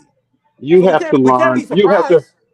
you have to learn how to put yourself in other people's shoes so you can understand what's going on. And that was something that was taught at a young age that I had the ability to do, and that's why I'm able to empathize with other people. It's not a matter of saying whether somebody's right or wrong. It's a matter of understanding how human beings move. Because if you understand how other human beings move, you know how to adjust yourself. You know what I'm saying? It's like, because you've done security for a while. So you could tell by somebody's body language when if they're about to make a punch you in the face or something like that, you can kind of tell. You know what I'm saying? And you Mhm. notice that there's some people that can't tell. It's usually the people that keep talking trash, and you're like, "Don't you see this guy about to punch you in your face?" You know what I'm saying? Right. And it's the same kind of Yeah, thing. The reason, motive of operation, MO. yeah, Right. but you're able to no, this No. you're able to what That's I'm technique, no, MO. I'm talking about you being able to see it. The reason why you understand that this guy's about to punch this guy in the face is because you felt that before. It's not that you necessarily acted on it before, but you know what that feels like to have this guy talking trash and that you want to punch him in the face. You know what I'm saying? And so when you see it, you recognize it. And so understand. I'm recognizing what this guy had went through. Because again, if you look at his medical history, you're like, this guy's been through the ringer with insurance companies and lives. And he blames the insurance company. And he went after the head of one of the biggest insurance companies, that guy who's known that made United a lot of money. And the way insurance companies make money is to deny claims. They're already making money off of a promise anyhow. That's insurance. They give you a piece of paper and they say, we promise we'll pay if these things happen. And they put loopholes in there so they could backdoor you so they don't have to pay. It You that know? okay. And that's So how and that's how they make money. So okay. this isn't a thing where it's like, well, he should never been in that position. It's like there's a reason why people are behind him. And I won't be surprised if I see people out there with signs and stuff like that. Some women gonna have a sign talking about marry me. Some weird stuff gonna be going on, you know. But that's happening because a lot of people have themselves or they've had loved ones, you know, that have been victims of insurance companies. And this guy, who was killed, he was a large representation of that, with United. So And for the that's where the public is coming and from. for the record, hold on, I'm gonna help you out. For those who watching this on replay, Cowboys not justifying the murder of the CEO. So let me make that loud and clear. This is not a justification. He's just explaining what was going through the guy's mental that led to that untimely death of that individual. But go ahead, Cowboy. I just have to put that disclaimer out there just to make sure you're protected. Yeah, so it's one of those things where it's like it seems like he's going through a lot of pain, and when people live in pain for a long time, they don't think straight.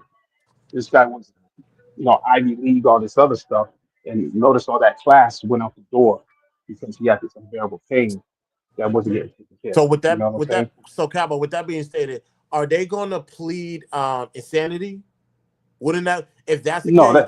no, that's not going to work. I mean, if they try, it's going to fall on deaf ears because if you're insane, it's spur of the moment kind of deal. With, I don't know. So It's a tough sell because because that right he there planned will it. make a He lot of planned it so that well. right there will make a lot of more sense because if what you're saying is true, which is historically speaking, you got denied for this medication. I don't know what he was being treated for. You got denied for this medication. You can plead this. You can go ahead and plead insanity, and that way they say you can stay in this facility until you are mentally capable to stand trial and go what blah blah blah, which is obviously never going to happen because you're going to plead Well, insanity. if he pleads insanity, he's going to have to be found to be insane, which means he's not aware. Like he's not capable of standing trial. Is what that would mean. You know And what I and mean? and Brittany, But I'm saying hold on, okay, Kevin. Brittany, I'm saying untimely because albeit CEO and how the insurance company runs things. I don't. Number one, when it comes to murder, I don't hear. Obviously, we ain't heard this ever. I don't. I never heard any corporate execs of any health insurance being assaulted by a customer on a mass scale. Not to say it doesn't happen, but no, this is what's the word I'm looking for? This is an anomaly. The man being shot and killed is an anomaly. Now, I should never I should never be watching my back and because I'm talking about going back to corporate America. Me wearing a suit, I should never, and I mean ever, had to watch my back for situations like this. What I do right now for a living right now, oh yeah, best believe I watch my back. I've made in the last 10 years of security, I've made too many enemies. So yeah, I 100% watch my back now. Um, being the CEO of a United Healthcare, no, no, hell no. I'm not going to say this is definitely untimely because, quite frankly, United Healthcare is not the only game in town. If that's the case, there's people who have jumped insurance to another insurance company where they are able to provide the coverage that one insurance couldn't have done, and the problem is solved. Nobody's thinking about taking someone's life or even assaulting them. I'm definitely calling this untimely. I mean, I don't know why he picked who he picked. I don't know if he's talking a lot. You know what I mean? If he's smart, he's not. He's going to shut up and let his attorneys do the talking. But you Now, know, I would say that. I would as say far this. I would say as a I'm man. gonna tell you Uh, this though. okay, go This ahead. idea, this idea that you don't have to watch your back if you go into corporate is naive. You know what I'm saying? You always gotta watch your back, and that's one thing that growing up in the hood has taught you. You know, you can't That's just but you can't. that's on some, Go but ahead. that's being, I'm almost said that's on some man shit, although it is. But as an adult, yeah, for generally speaking, you want to watch your back. You're walking at night, you by yourself, city never been before, I guess, and you don't have security. Yeah, watch your back regardless stuff like that. But I'm watching back based off what I do as an occupation, particularly that occupation. Yeah, I'm gonna have a problem with that. Now, if you're in my line of work, yes, sure, you may want to watch your back because you're not, because I'm not law enforcement. It I'll say it, that. it it sounds simple, but I used to do security too. Hmm. Before I got into communications, I still watch my back. You know what I'm saying? If anything, I've become more of a target because they think I'm not, ready to take care of myself. You understand what I mean? Hmm. So you put on a suit and tie, they just want to think you're a square. And now don't think you're a mark. You still got to Right. watch your back. You still have to be aware. This No, guy probably grew up. I agree He with grew up in that. the suburbs.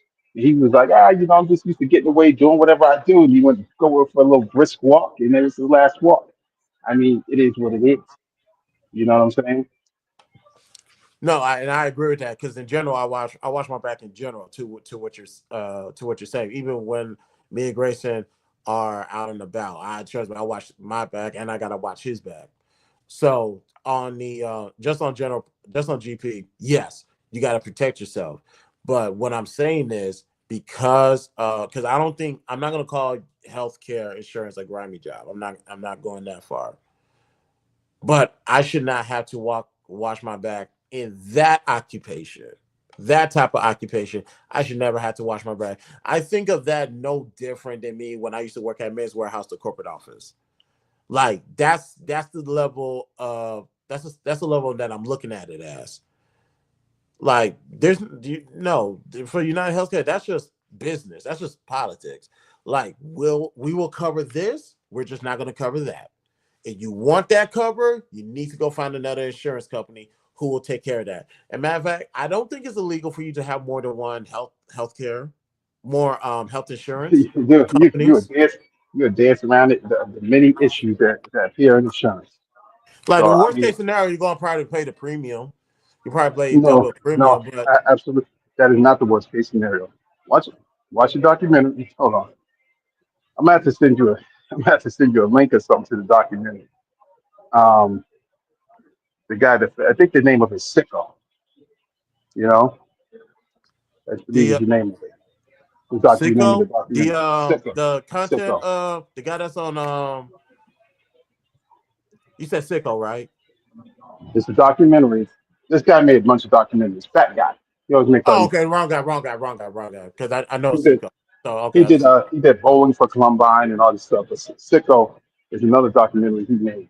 You know. Oh And damn! I know who you're talking about. yeah. The Colump. Yeah, I didn't think he was still doing documentaries. I'm not gonna hold you. I didn't think he was still alive, but that's neither Well, here. this is the whole documentary. This is why it's like I don't know why a lot of people don't know this stuff, but they don't. And it's like there's a thing called pre-existing conditions too. So you walk to insurance companies, like again, they treat us like a car. So you take your car, it's got previous damage. The insurance company's not gonna pay for it, and that's how they treat us. So I don't know. You're really in a situation with them, and they're not kind when they're denying coverage. You Yeah. know, Do you remember his last name, Cowboy? I remember. Brittany says his name is isn't it Michael. some? Isn't it more? Is Michael it Moore. more?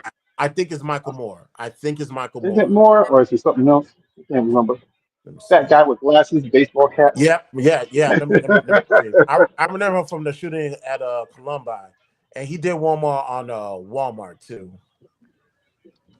So, I mean, and then you start talking to insurance agents, and they really start telling you, what's going on. I ask a lot of questions, and that's how I accumulate knowledge. I don't Yep. just, Michael Moore. Michael Moore is his name. Michael Moore. yeah, I don't just let people tell me stuff. I say, why is that? Why is that? Because everything has a reason. You know what I mean? And you end up going down the rabbit hole and seeing what's really going on. Yep, Sicko, 2007. Yeah. So yeah, when you watch that documentary, you'll be like, holy shit. You know what I'm saying? So it's one of those things where it's like he didn't have to like exaggerate anything or make it flamboyant. It's just the facts alone that he presents. It's just like, wow, this is really messed up, and this is just how our country moves. And there's no need for our country to move like that. But you know, nobody's going to write laws to change it because the politicians are making money off of these insurance companies. You see what I mean? No, So I get what you're saying. I like I said, this is not a justification for the CEO to be killed. Um, I do understand, but this is also doesn't justify for this guy. There's nothing to justify him approaching this guy and shooting him. So when we talk, now I will well, say this: there is justification if he just gave her a beating and took off. You know, just an old fashioned beating. wait, hold on, say that again. I said if he gave him an old fashioned beating, you know, just grab a rubber hose, throw a potato sack over his head and beat him, and then take off running, you know, that would have been justified. There could have been ways to done this. This was just extreme. That's why I'm saying um, you deserve. You can. I'm not saying he is complaining, by the way, but if you take a life, you cannot be surprised that the court say we need to take your life. You put yourself in a position that you didn't have to be in. You didn't have a simple old fashioned ass whooping, just a sneak from the back, get on from the between his head and above his neck. That particular spot, if you hit someone there hard enough, they're going down tonight. They're going to be down for a good minute. Yeah, sneak attack, stump them out, keep it moving. That's another thing too. Like I think most countries, I think all countries have an issue with assassins. So that was like an assassination the way he did that, and so there's always an issue with that because anybody could be touched, Yeah, and no because one likes the idea that someone will blindside you and take you out like that. You know? somebody said it was random, and I saw the video. I said that's not random. That is not random. I know. I have an idea what a random hit looks like. He hyper focused on his target, walked up on him, clapped him, and kept it moving. So yeah, that's that stuff right there. You could have just beat his ass and kept it moving, but no, you decided to take his life. Um, that's why my stance is this is what you negotiated. Well, this is what you were. Excuse me. You took someone's life. The court says they're going to take your life, and right now, ladies and gentlemen, they're just although say they're expected to give them, nothing has came down yet. I don't believe they're going to go through it honestly. But like I said, you took someone's life. Do not be surprised of the outcomes. You make a choice. You make a decision. Here's what's going to happen. You cannot sit here and say, "Oh, this should not happen." Yes, it should. It should happen. Don't like I said, I don't believe he's actually going to get the death penalty. But I'm not going to sit here and say, well, this is going too far. You should never put yourself in this position to begin with. That's what I was saying. I mean, they'll be doing him a favor with all the pain that he's in.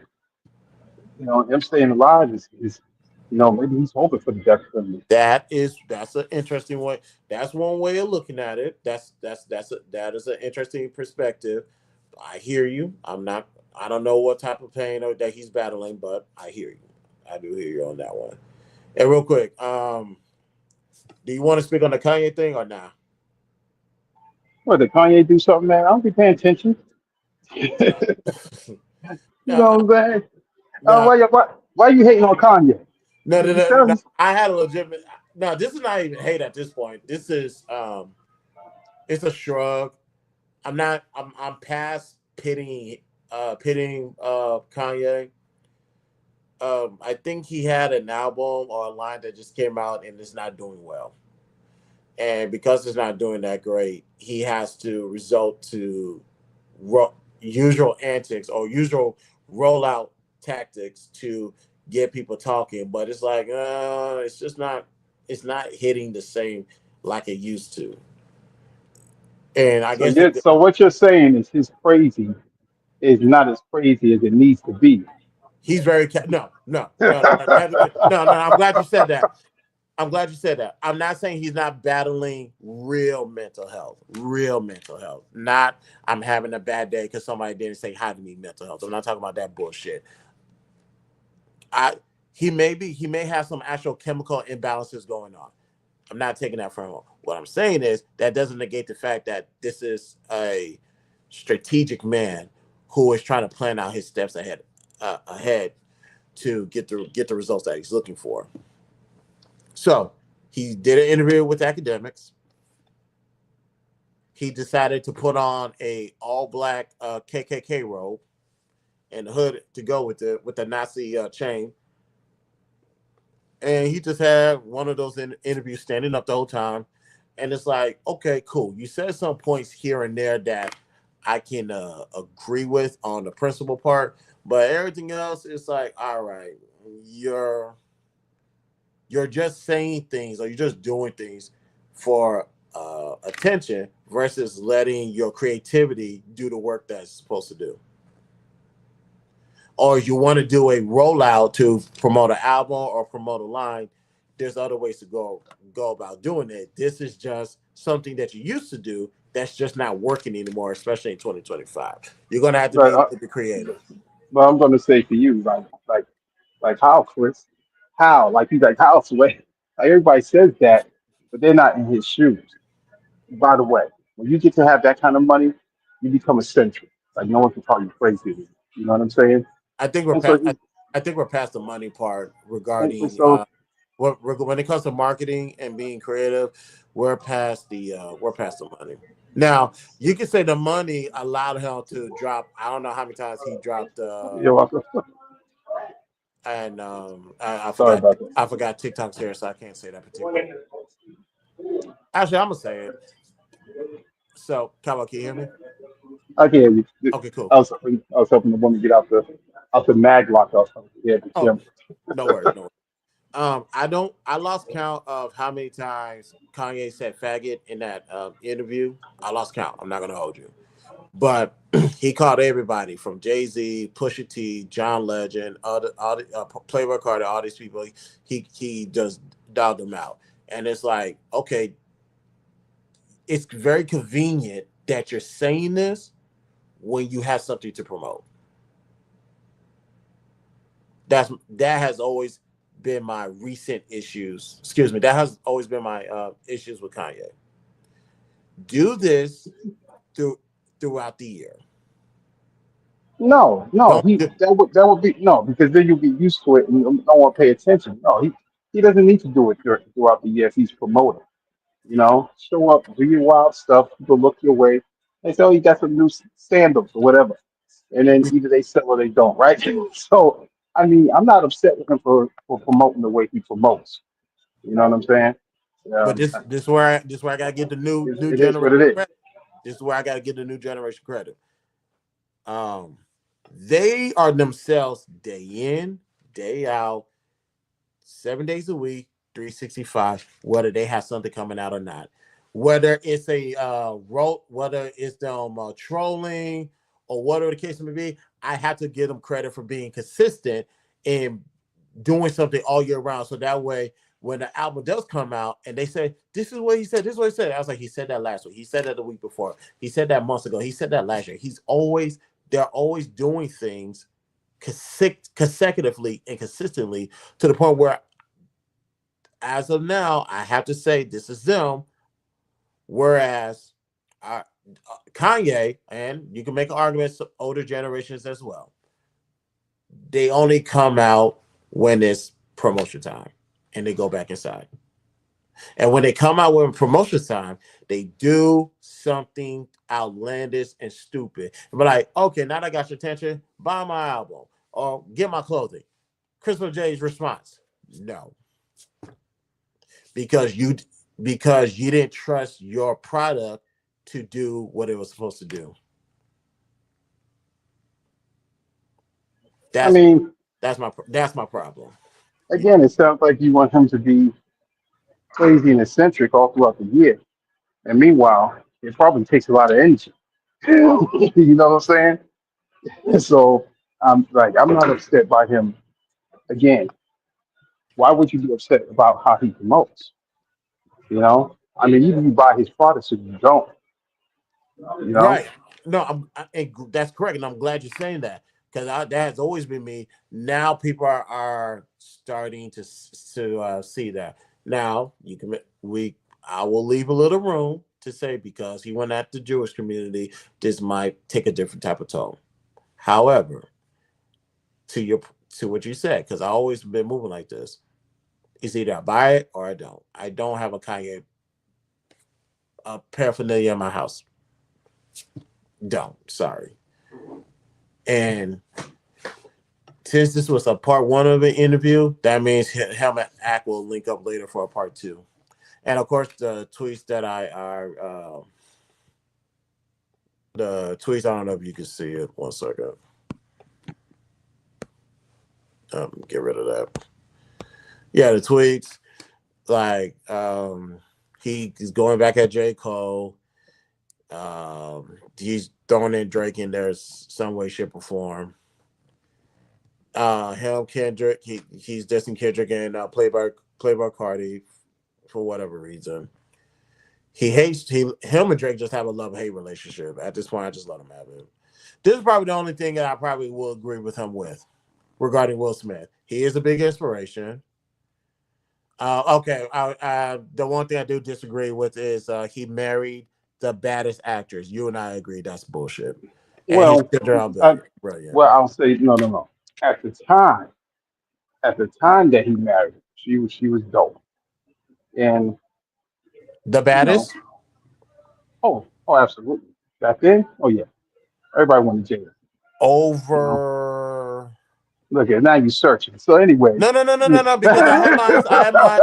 No. Because I have mines growing up, and I just think I seen her, but but it's like, brother, okay, cool. I was brother, like, all right, cool. brother, Two thumbs up, you're, cool. you're Versus the projecting. Nia Longs, the Nah, Tatiana dude, nah, MLE. nah, dude. You are Matter of younger. fact, you could go to. Matter of You're fact, younger, actually, sir. You're we younger, sir. You actually keep hold on. forgetting.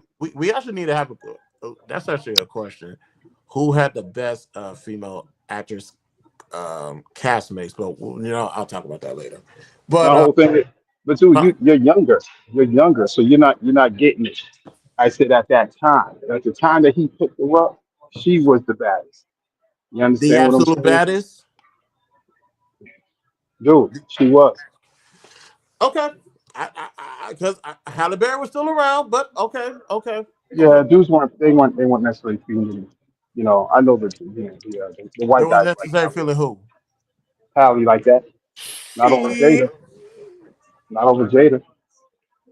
You know.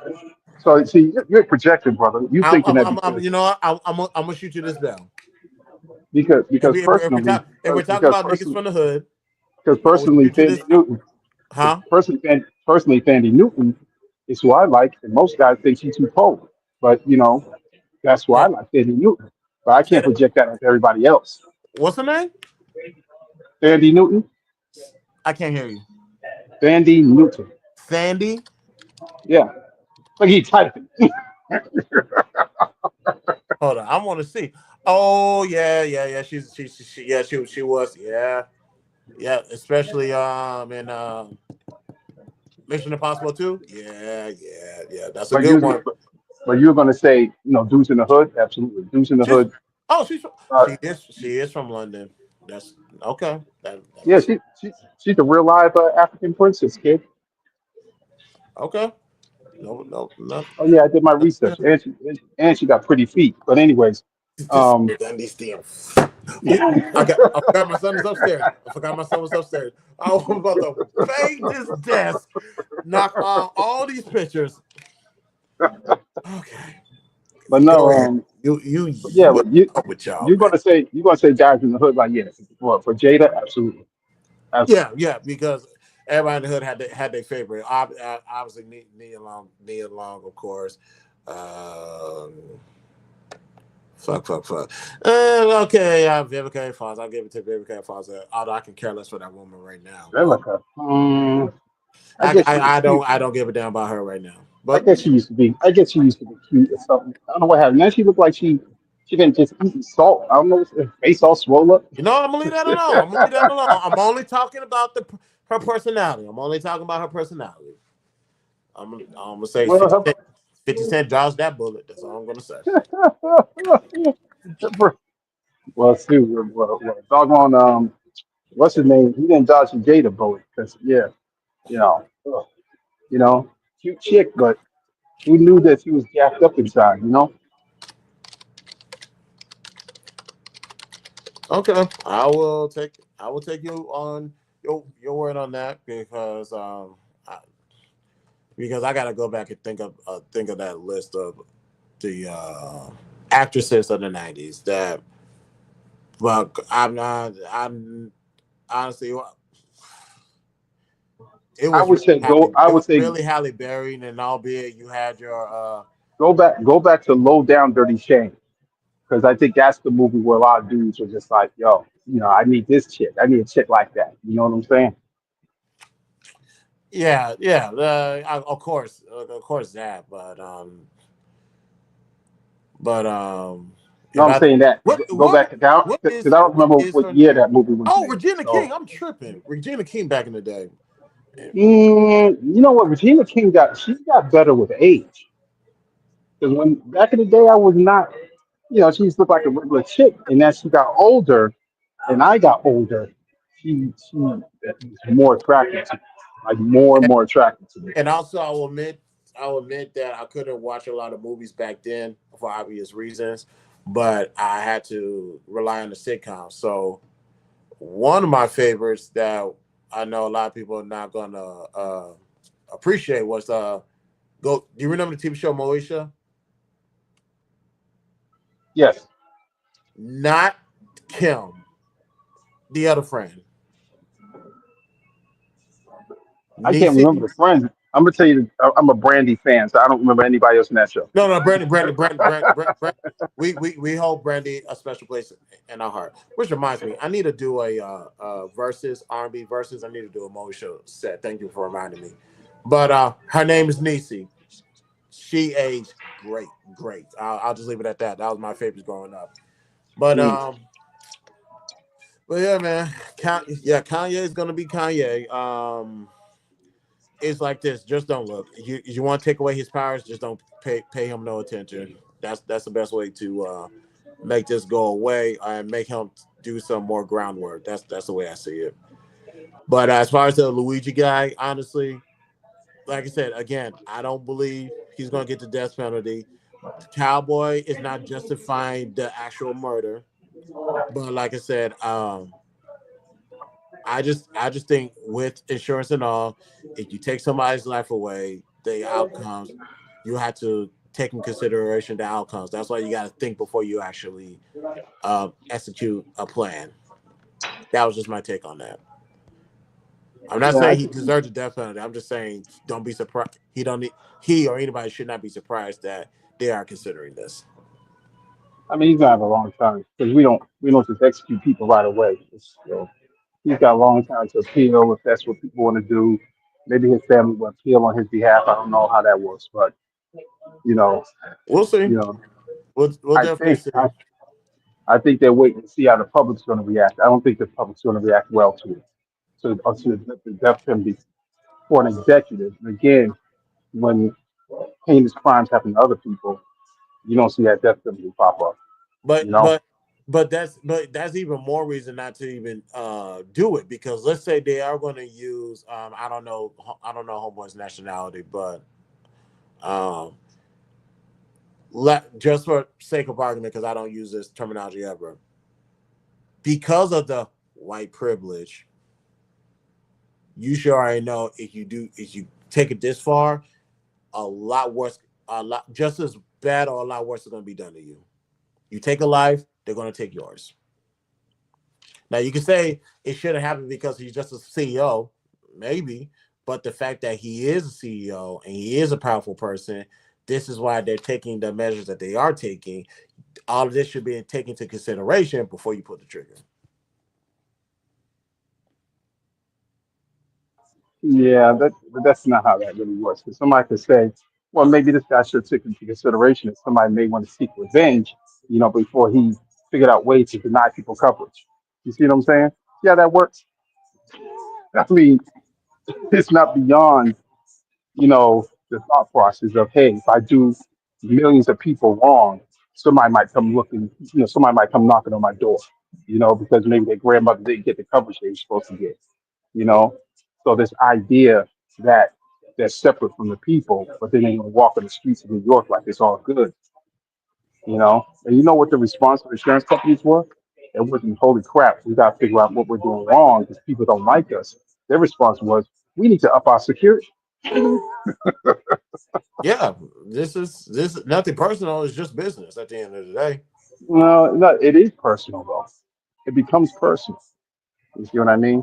So, I mean, that whole is not personal, it's business. That's how you make the mistake of, you know, this is how you make mistakes with people and they end up taking you out and you don't understand because you think it's just business. It doesn't work like that. That's not how life works. It's all personal. Well, that's just the human factor of the situation that somebody is going to take it personal.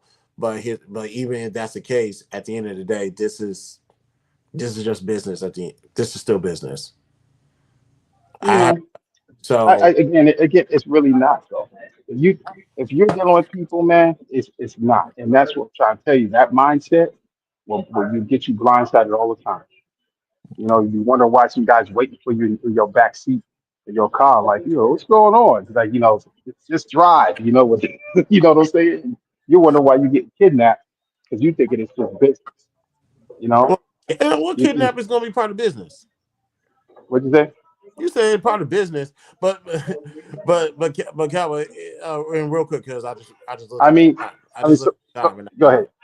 gotta dip out of here. But when it comes to insurance company, I will watch Sicko. I will watch Sicko, and you and I are going to have a conversation once I'm done watching it. The insurance company, they know what they can cover and they know what they can't cover for. And because I always thinking about it, we pay how much do I pay in premium? I'll just arbitrary number. Let's just say $50 a week. I'm paying $50 a week for and what these procedures at the hospital cost X amount of dollars, and all I can pay for this, but keep in mind I'm only charging you $50 a week. So what I'm saying is I have to pick and choose what I can cover and other things I cannot cover. I cannot cover every single thing because I'm eventually run out of money or not be able to cover all of this stuff. And now you're going to lead to the insurance company begging the government for money to bail them out. And we all remember what happened a few years ago when it came to bailouts. We're going to go through that whole process all over again. So before you even get to that point, you have to make the tough decisions and say, we'll cover this. We're just not going to take care of that. Sorry. Yeah, you're talking about people, not somebody's car. And sometimes even with somebody's car, you're putting them in a situation now they can't go to work, they lose a job, they lose their house, now they're homeless because you didn't want to cover something that you said that you would cover. That's how You you said usually present will it to cover. Now that's now you. you said usually cover. Now why did they not? Why did they decide not to cover because something that because helped you see, cover? you're trying to justify it, and so what I think not only No, do I you mean, need to, well, not not, justifying. I need to. I'm right now. I want to because you just added something. They are no there's longer not covered something they used to cover. I'm trying to figure out why no did. no no no no no no no no.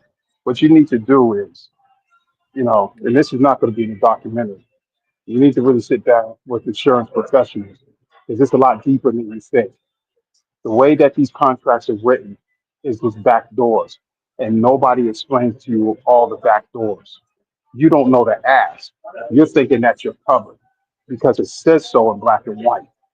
But there's more to your contract than you think. And that's all insurance. And so what they'll try to do is they'll try to figure out a way not to pay. Sometimes you are covered and they just don't pay. And they'll delay paying until it's too late. Some people have watched loved ones pass because the insurance company That's a lawsuit. because because the insurance companies mess around, with the payments, and the doctors are not going to perform that surgery until they know everything's covered, and they wait too long because they know that if we wait too long, this person will pass, and then we don't have to pay it, and then we'll say, oh, hey, by the way, we approved it, and you're putting your family member into the ground. That's a There's a law. lot of That's a lawsuit. Number one. a lawsuit ain't gonna replace a person, and now it's person again. So it's like No, you that's don't have to do fair. business like That that. part is fair. Yeah, you know, I don't, to get to where I'm at in life, I didn't have to step on nobody's head. I had to screw nobody over. You don't have to screw people over to make it. That's what I'm saying. No, I get that part, and that just goes back to integrity and morals. So I understand that no one's here is gonna ever refute that part. If I say I'm gonna do something and I have it in black and white and I don't do it, yes, there's no amount of money that's gonna replace a loved one. But losing money is a nice life lesson for you not to make that same mistake again. Because you lost one person. How many more people can you afford to lose before you financially realize maybe we need to um, own up, man up, and keep to our words, or at the bare minimum, change the policy and say we're going through some new changes. We're no longer covering this moving forward, so that way they're legally protected and they don't have to worry about the affecting the bottom line. Yeah, I mean, they got bean counters to do all the calculations, but unfortunately, it's a situation where every company seems to always trying to get more. And so having enough is not enough. It's like we need more, we need more. So if you ever worked for like AT&T or Verizon or something like that, like I have, some people work for Comcast, whoever, they always want people to upsell. And it's like, well, the customer just called in and said the internet doesn't work. Well, you should be upselling. But how are you going to upsell a customer whose current service isn't working? You know what I'm saying? And so that's the mindset. If you need contact with the customer, sell them more. So this more mindset is the problem. That's one thing that you need to generate more revenue, but they just want to generate more revenue so they could take home larger bonuses that no human truly needs, you know? But Well, yeah, I'm not gonna get into bonus. I wouldn't, because for a bonus there need to be an incentive, and for an incentive you need to. Sorry, mine. I don't know what's going on outside. I'm just gonna leave that alone. But see, damn, that really fucked me up. So I'm gonna let you have that one because something outside just really threw my mental off. But I hear you, man. I do hear you with what you're saying. Like I said, we all agree his life should not have been taken. Uh, Death penalty, I don't believe it's gonna happen. But like I said, um, this stuff. Every decision has an outcome, and these are your outcomes. You just got to be able to weigh your decision. And I know you say that's not practical.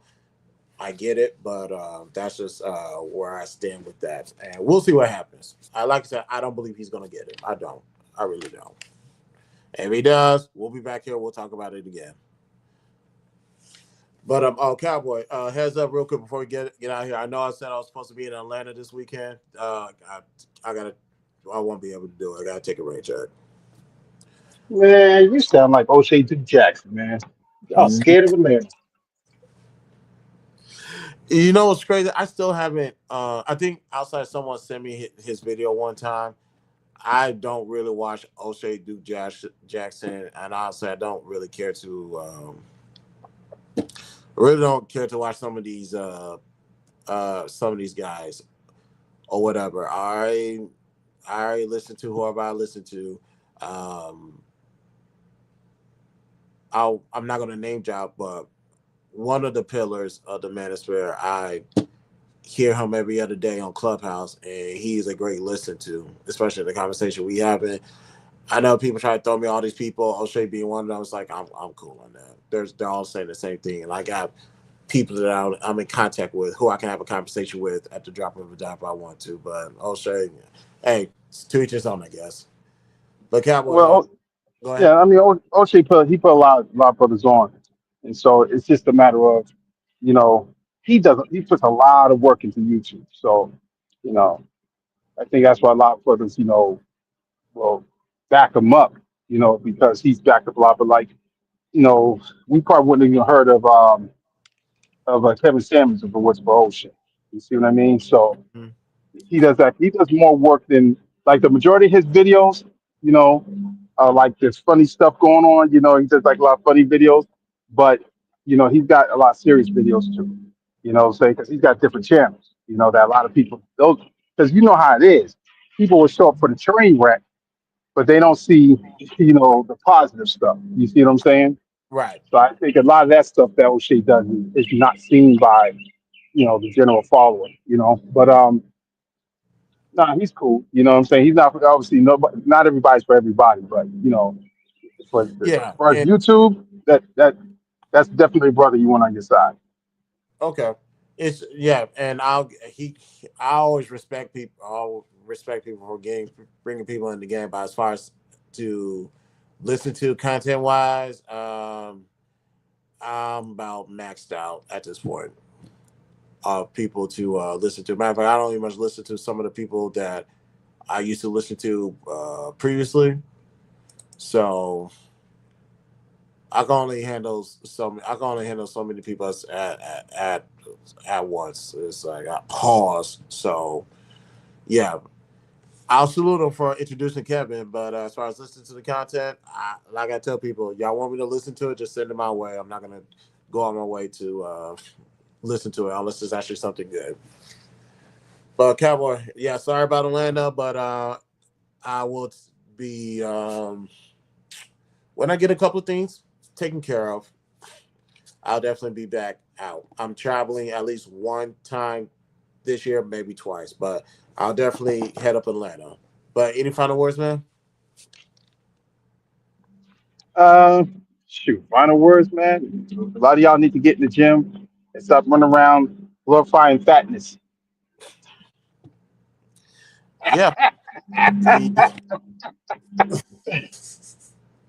I almost shouted out the wrong person. I had to catch myself. But yeah. Get back, y'all get back in the gym. Trust me, I do my cardio every day, so I really need to get back and actually get back underneath the waist and start pushing. But Cowboy, I appreciate you. You already know, man. I appreciate you. Thanks, man. All right, bro, no problem. All right, peace, man. Cowboys, ladies and gentlemen. Again, on my way out, Jesus, and I gotta set all those alarms because I gotta be up later on to get a little one to school. But yeah, in closing, y'all, like I said during last call, go figure it out. There's nothing that's at this point. There's really nothing that's too hard for you not to do. This complicated life that I have lived, that I've walked. Um, I can look back at it now and realize it wasn't that bad as I thought as I thought it was. Me being 37, going through what went through, it's like this is nothing. Now that I have accomplished this, what's next? And whatever I go through, what the things I went through before, can you go through again without a shadow of doubt? Without a shadow of doubt. I can go through what I went through with my family. I can go through what I'm currently going through right now, and I'm going to be fine. I'm going to be fine. I got God on my side. God has blessed me with the right people to keep me in my square. So life is going to be good. Actually, life was always good.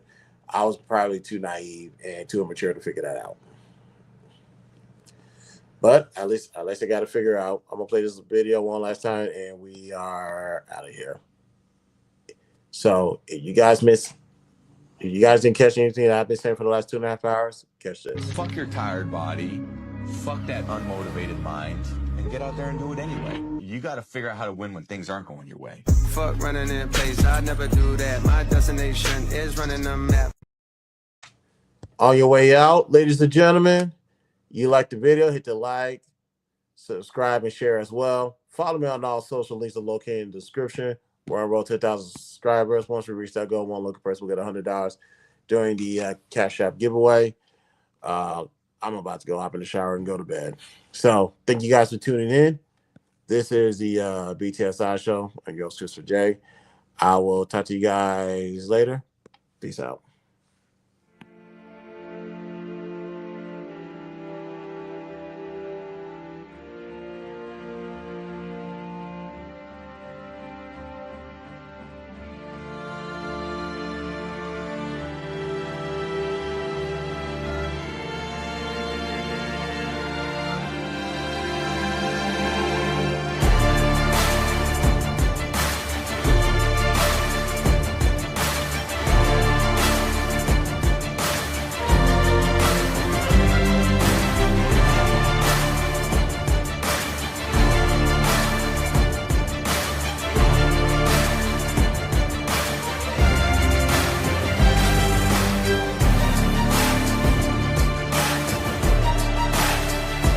It's a mess. Hey, don't even worry about it.